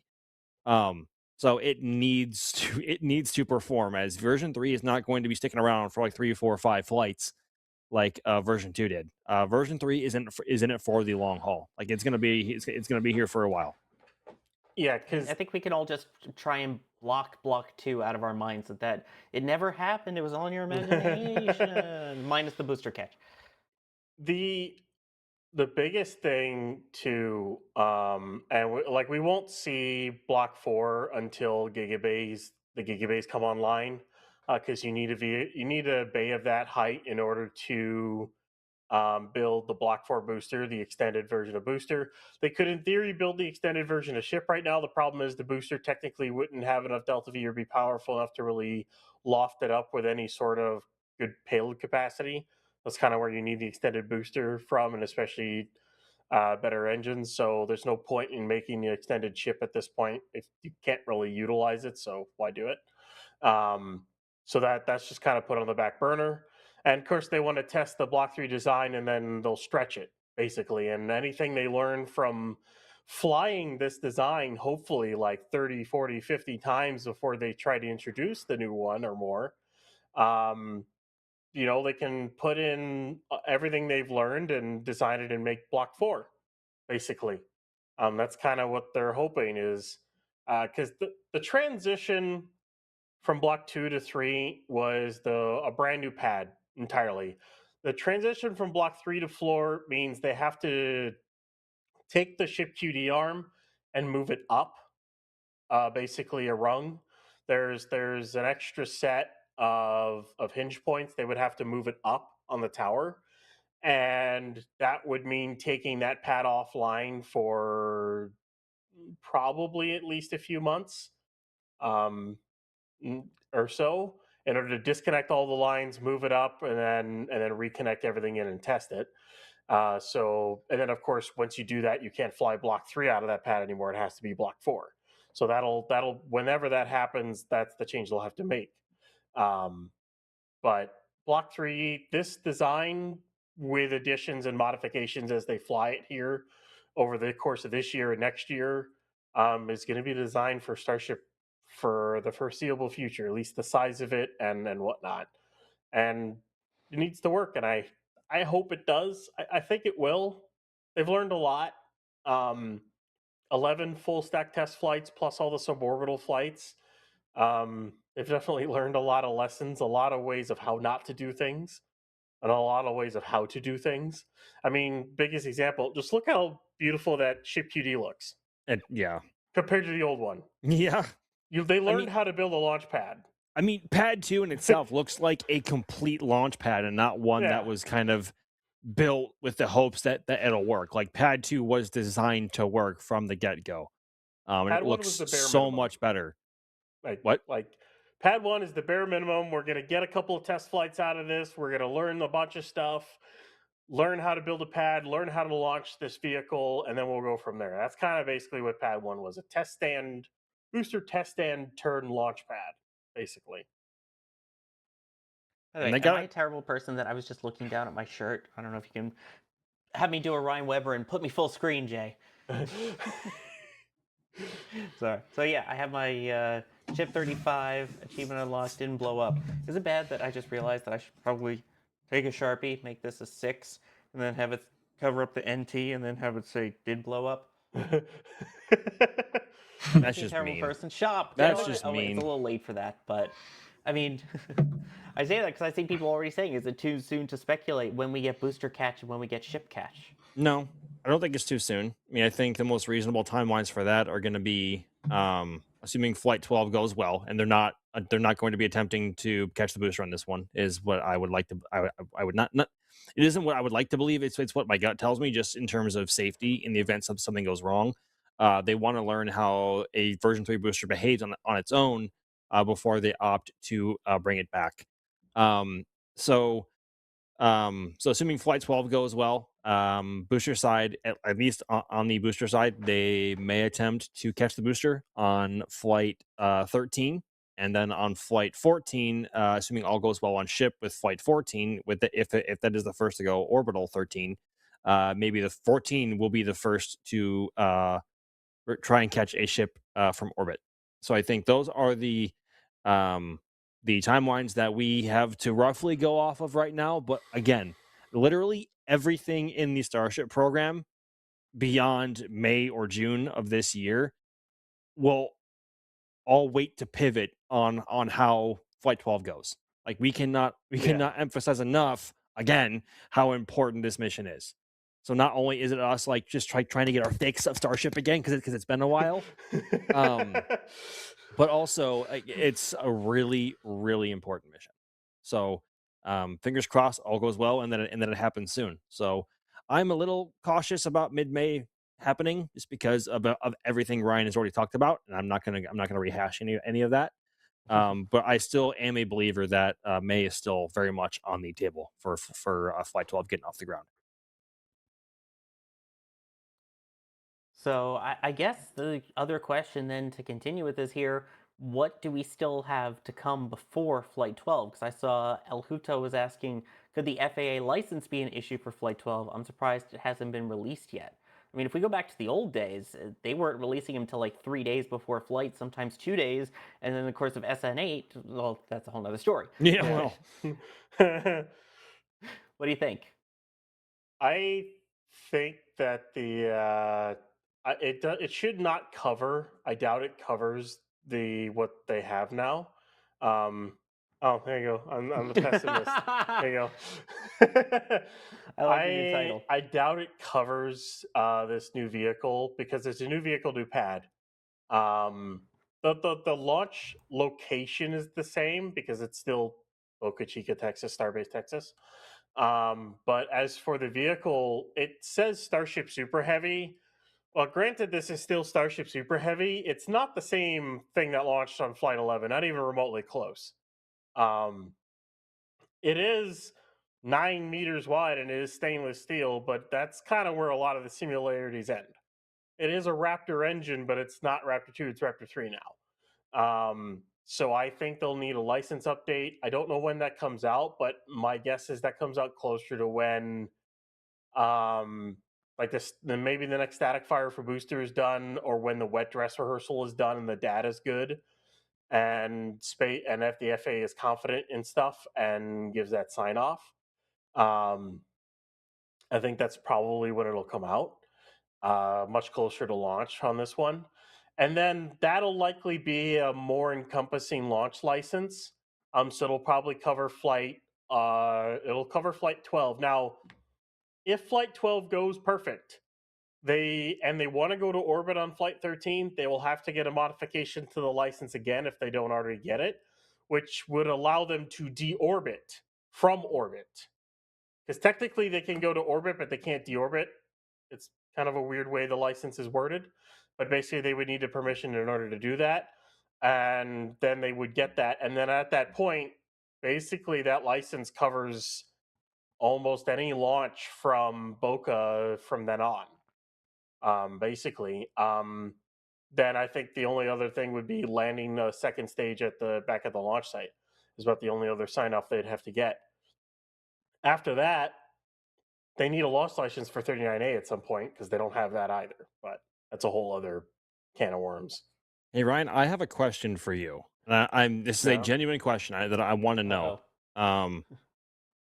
So based on how Pad 2 is oriented in Starbase relative to Pad 1, the rocket is essentially away from the Gulf and in a much different position. And given the relocation of the BQDs to the opposite side of the launch mount that we're used to compared to Pad 1, that leads us to believe that the initial pitch over is going to be, or the rocket is going to be tilting kind of away from the ocean to avoid the BQDs and then like tilting back over. How exactly is the ascent corridor, or how exactly are the first moments of ascent going to look, and where's it going to go?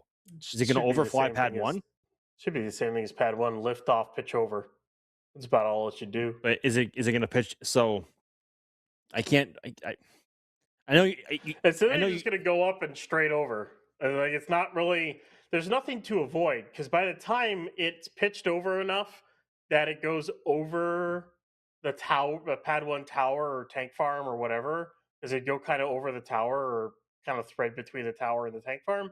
It's going to be way too high for it to matter. If it has an explosion right there, well, you got other problems at that point. But is it going to be pitching south? Is it going to be going more straight up? Is it going to be like how? Max, think about it like this: Starship basically stalls about 5,000 feet above the tower and then just drops right down to it, flips, and then lands. That's basically it. So, no, I'm talking about launch, EJ, not landing. You're talking about launch? Launch. Well, Yes. I'll actually get to landing. It's gonna and go gonna up. be- Like what else? What else do you want to know? Where are you getting confused? Like, Because- it's gonna go up, and then it's gonna go the trajectory it's gonna need to, which is gonna be pitching over to 32 degrees or so, which is the new trajectory or whatever you want to call it at that point. I think it's. Are you guys talking about flight azimuth? I'm confused. But in doing that, the exhaust would then be blowing right back onto the BQDs, which were already relocated to avoid the same result and happening. No, not really, because the thing's going to be pitched over, so the exhaust is going to be coming straight back. You know where they have most of the water, the top deck plate splitting the tower? Yeah. That's where most of the exhaust is going to hit, and then it's going to come up and over, and it's not going to hit the QDs. Even if it hits the QDs, those are sealed now. Those are far more sealed and protected at this point, and there's deluge that goes up in between them even.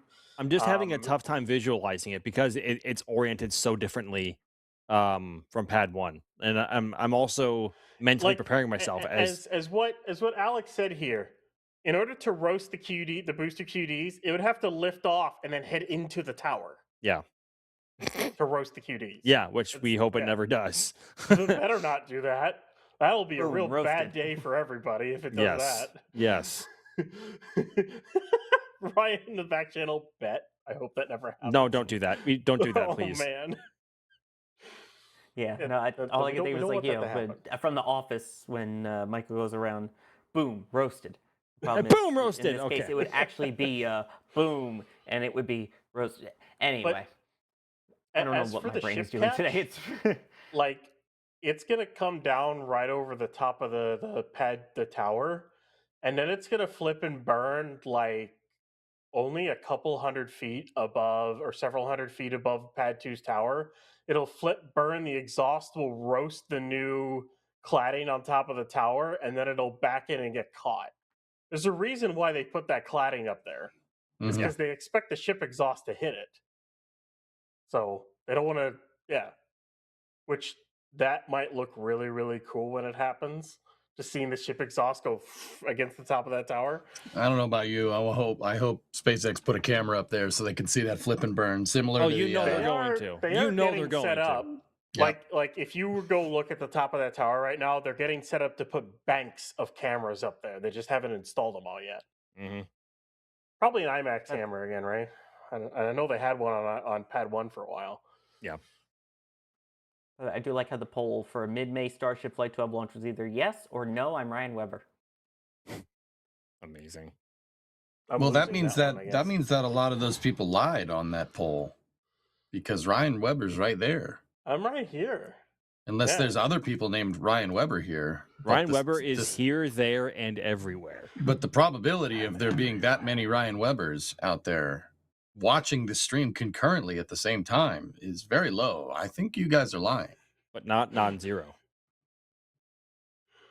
What is happening right now? Math.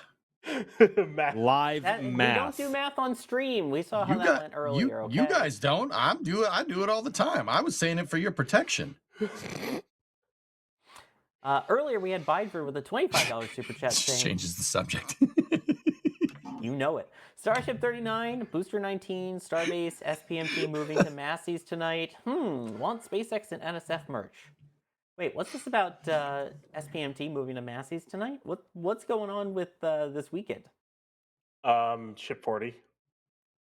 At like 2 a.m. tonight, Ship 40 is assuming they don't delay it again because it was supposed to roll out at 10 a.m. this morning and then it got pushed to midnight and then it got pushed to 2 a.m. So we'll see if they push it again. But Ship 40 is supposed to go out to Massey's for cryo testing tonight, if not tonight, at some point, which is nice because that is Flight 13 ship. So, moving forward, it's nice to have another ship getting cryo tested. I'm curious to see if there's any changes on the leeward side of the ship when it rolls out, or if they did anything else to it. So we'll see. See how complete it is. I like all the people going like, I'm Spartacus. I'm Spartacus. No, I'm Ryan Weber. I'm Spartacus Weber. His name is Ryan Weber. His name is Ryan Weber. His name is Robert Wait, what? Sorry. Oh my gosh. Anyway, so So let's see. Blip was asking earlier. So the first ship catch flight will almost certainly be sacrificing the booster, no? Or will they attempt to catch it, safe it, place it to the transport stand, move it, etc.? I think they would want to explore it, right? I don't know if they would fly it again, but They could. Now, unless it's a already flown booster, they could just dunk it. But wouldn't be that complicated to catch the booster, safe it, get it on a transport stand, get it out of there, assuming their Yeah. safing procedures are quick enough. They should be able to just lower it down in the mount, safe it, and then get it out. We know these ships can last 48 hours in orbit, so Yep. have it do a couple orbits or go for 12 hours, then come back. And for anyone saying that they could use Pad 1, no, it's nowhere close to even remotely ready to accept any kind of catches. It doesn't have a cable. It doesn't have any draw works. The chopsticks are stripped bare. It would need probably 6 to 8 months of work minimum to even remotely get that thing close to start catching or lifting vehicles again. Ryan, And let doesn't me have a pad yet let me either, ask you so- something. Let What? me ask you something. All right, I'm gonna lay this one down. You don't like it, you send it right back. Okay. Okay. All right. They launch it. Booster lands in Boca Chica. Ship does its orbits. Lands at 39. It could, but would you do that for the first one though? No. Sure. No, absolutely not. I was about to say, you think NASA would allow that? Sure, no. No, for No. if they want to ferry a ship to 39A, that's a perfect way to do it. Launch it out of Boca, do a Starlink mission, bring it back at 39A. Hey, you got another ship at the Cape. You can absolutely do that. It's like ferrying an aircraft with a live flight or just doing a ferry. You could absolutely do that, but like for the first one, no. No, they wouldn't do that for the first one. I think I don't know if that NASA would be okay with doing that on the first try. No. And we've already seen how quickly they can pick up and move a booster off the pad should they need to. I don't think the issue of safing the booster and getting it in a movable configuration is going to be a problem. Like they can do that probably surely within 24 hours, if not like closer to 12 to 18. Yeah. And as we also heard from the documentary, the initial version 3 ships are designed to last 48 hours in orbit. And that is without any solar panels, and that is without any other major resource of a power generation. Obviously, in down the line, once ships have extendable solar panels, they'll obviously have a much longer lifespan in orbit and beyond. But these initial version 3 ships with their 48-hour lifespan in orbit should, in theory, give the ground teams enough time to save a booster and pick it up off the launch mount and get it out of the way. So I think that's probably, I think Pad 2 for both booster and ship. Yeah, and if people think that 48 hours isn't enough time for like fueling missions, I mean, like seriously, you launch it, rendezvous, dock, transfer, re-enter. 48 hours is more than enough. Like, oh yeah, and for like tanker ships and stuff like that, I mean, course depots and HLS and other things, and long term, they're going to need solar panels or more or higher capacity systems. But for initial, 48 hours isn't bad. For a vehicle of that size, with all the valves that it has, with all the systems that it has, 48 hours is pretty respectable for where this program is right now. And they'll be able to get more out of it. Stick an RTG on board. Easily. A couple, right? Fuel Yeah, just do that. RTG, just get fuel cells. Go shuttle. Yeah, right, Everything EJ? shuttle-derived Yeah. problems. Shuttle-derived problem. There you go. I like Ryan's solution, but I also like Sawyer's solution as well. Let's just do both of those things. That's fine. Fusion reactor. Yes. Warp reactor. There you go. We're gonna keep going here. Mm-hmm. Oh my god. We're gonna do it Dilithium. like Cochrane ship, where the Starship will go into orbit, but fairings will deploy on the side, and then the cells will come out of the tanks. It'll be a warp reactor on the inside of the tanks. Yeah. Yep, There you go. that's a good idea. We should do that. Yeah, I'm good. Let's do that. We'll call it Wait, the real- We'll All call right. it Here's the SR2 question then. Freedom. Huh? Which Atlas version does this then? So where can we make this Atlas derived? Oh 'Cause it my always goes back God. to Atlas, doesn't it? Well, it'd be Titan, That'd be- 'Cause- Why would that be Titan? bro. Was it Atlas T then in this case? Ryan, tell them why it's Titan, please. Don't you dare It's Titan- disrespect Did Titan you- like Did that. people not watch Star Trek First Contact? No, Like, come on. Like, no, no. I'm I've, outta here. I've never You watched guys Star call, Trek they of any call kind. themselves nerds. they What is call this? themselves nerds. Get out of here. This is ridiculous. Titan 2 was Titan 2. from Cochrane's ship. Yeah, it's the first warp drive, That man. was the right problem. No, it's a Titan-derived problem. Dang it. I have the question mark on it. At least the question mark. Atlas drive problem? Question mark. And then just stick an impulse drive on it as well. Just build the Galaxy class. Or how about a flux capacitor? May as well. Or, F it, or right? Nah, Battlestar you're- Galactica. Now you guys are just mixing sci-fis. All right, whatever. Why not? Fine. I want a TARDIS. Okay. I mean, sure. Big on the inside. Yeah. Exactly. Anywhere in time and space. Then you don't have to worry about these crazy Alright. rockets and stuff. Just Fine. dematerialize, even though you have no control of actually flying it, and it can just run away if there's danger. But other than that, it's fine. Give me a Forerunner key ship. Oh, There yeah. you go. Hey, EJ, is your dog involved here? Yes? No? What's your dog's name? Titan? There you go. God. Titan drive problem. I tell you, he had a Titan-derived problem when I took him out this morning. Yeah. He Oh my pooped. gosh. Yeah. In case you're wondering, folks, Yeah, dogs this is do our that. lighter style news show. We have the serious style of news coming up in just a couple of minutes here. This Week in Spaceflight Twist is our weekly news show hosted by Alicia, where you get the actual news that's happening in spaceflight without whatever this conversation is. Hey, So- we're sci-fi. rockets and stuff. Yes, my dog's name actually is Titan. Just for It is what it's true, worth. yes. Yeah. Because Titan rules. It is does. my favorite rocket, I think, Titan 4. So, She Good is a choice. beauty. But anyway, Too bad yeah. Titan Someone's should pointing stay out we around. were live at this point a month ago after the launch of Artemis 1. We've officially passed the 1 month mark since Artemis 2. Jeez. My goodness. jeez.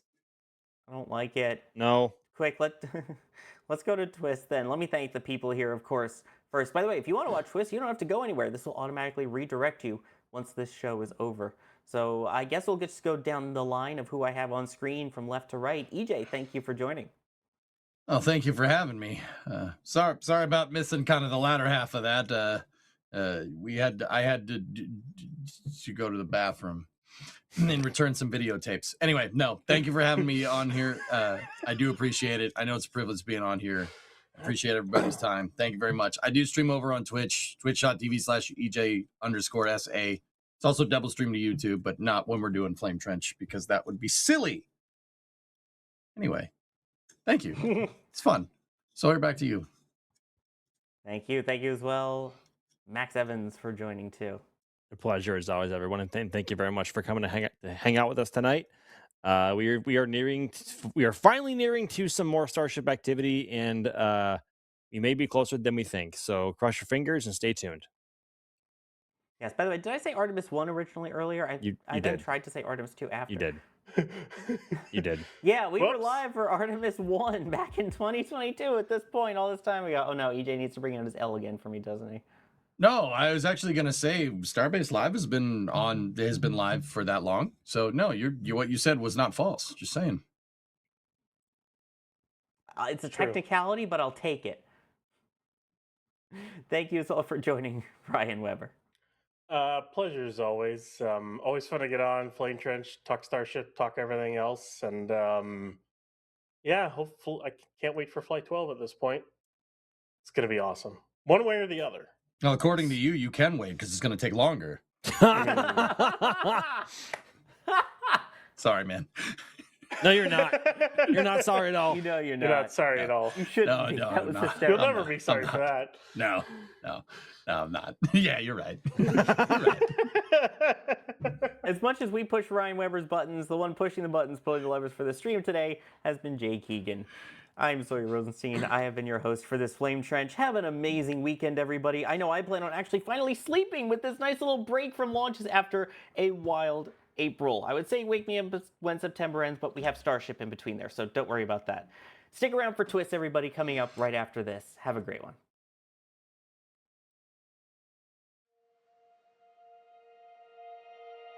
And here we go.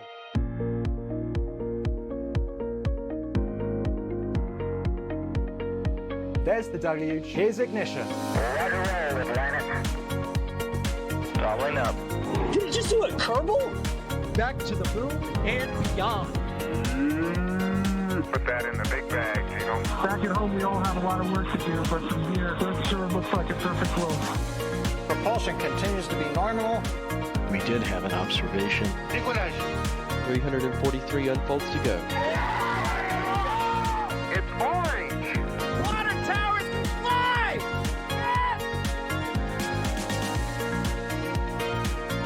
Bingo! Right in the center.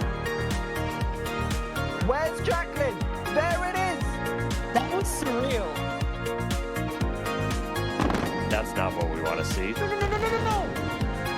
Oh my God. Yikes. You bet. Sure. We don't need any more of these.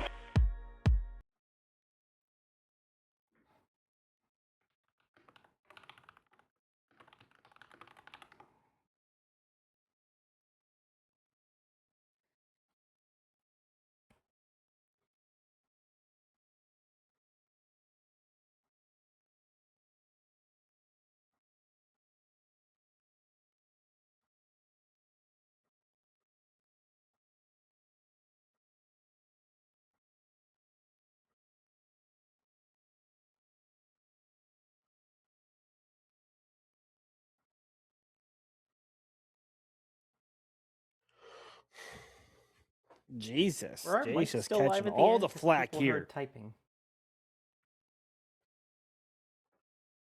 I think our mics were still live because they heard our keyboards. I had everything muted. So that was me typing after the outro ended. Yeah, dog.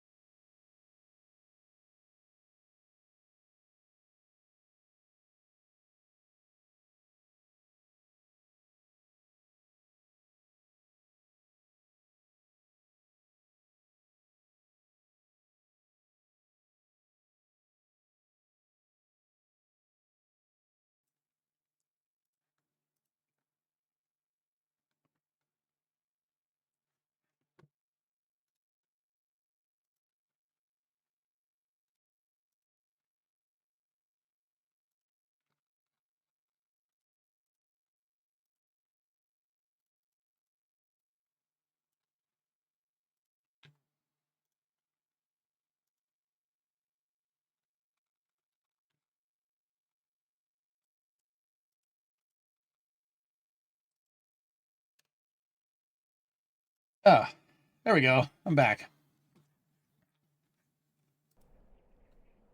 Okay, let's jump down. There we go. Hey, what's going on? I had some bad stomach problems at the end of that stream. Yeah, that was bad. That's where I was. I was not here for a second. You good?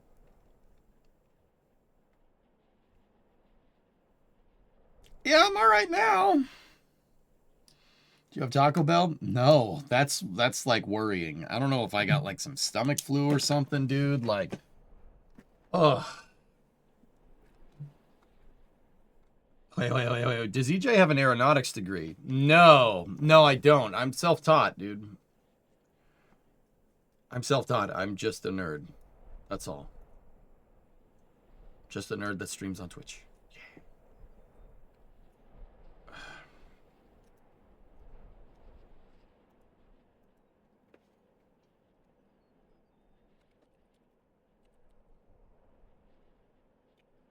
Give me one sec.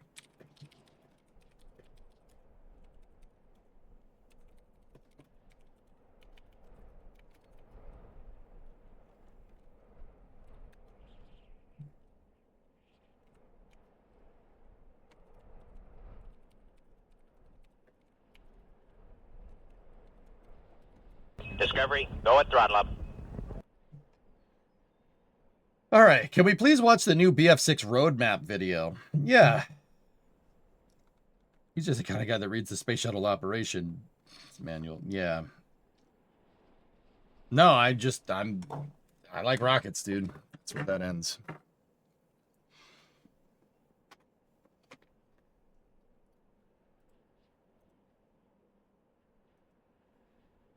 There's a BF6 roadmap. Yeah, we can do that, dudes. The boys are down for playing Battlefield tonight. Oh, don't do that. Come on.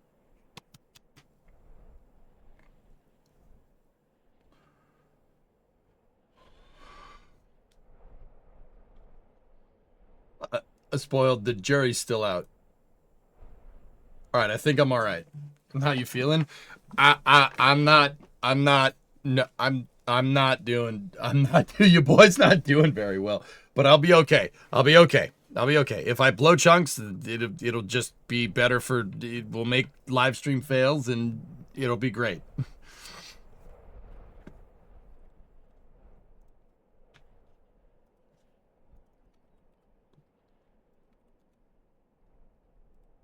All right.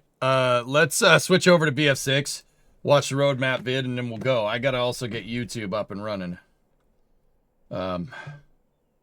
Close your teeth. It will act like a filter. Bro.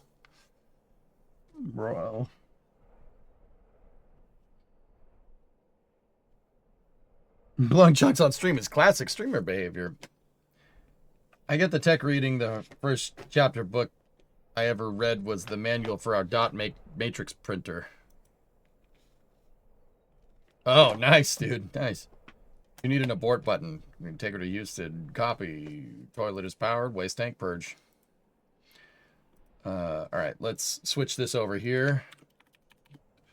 Let's do Friday night flick fest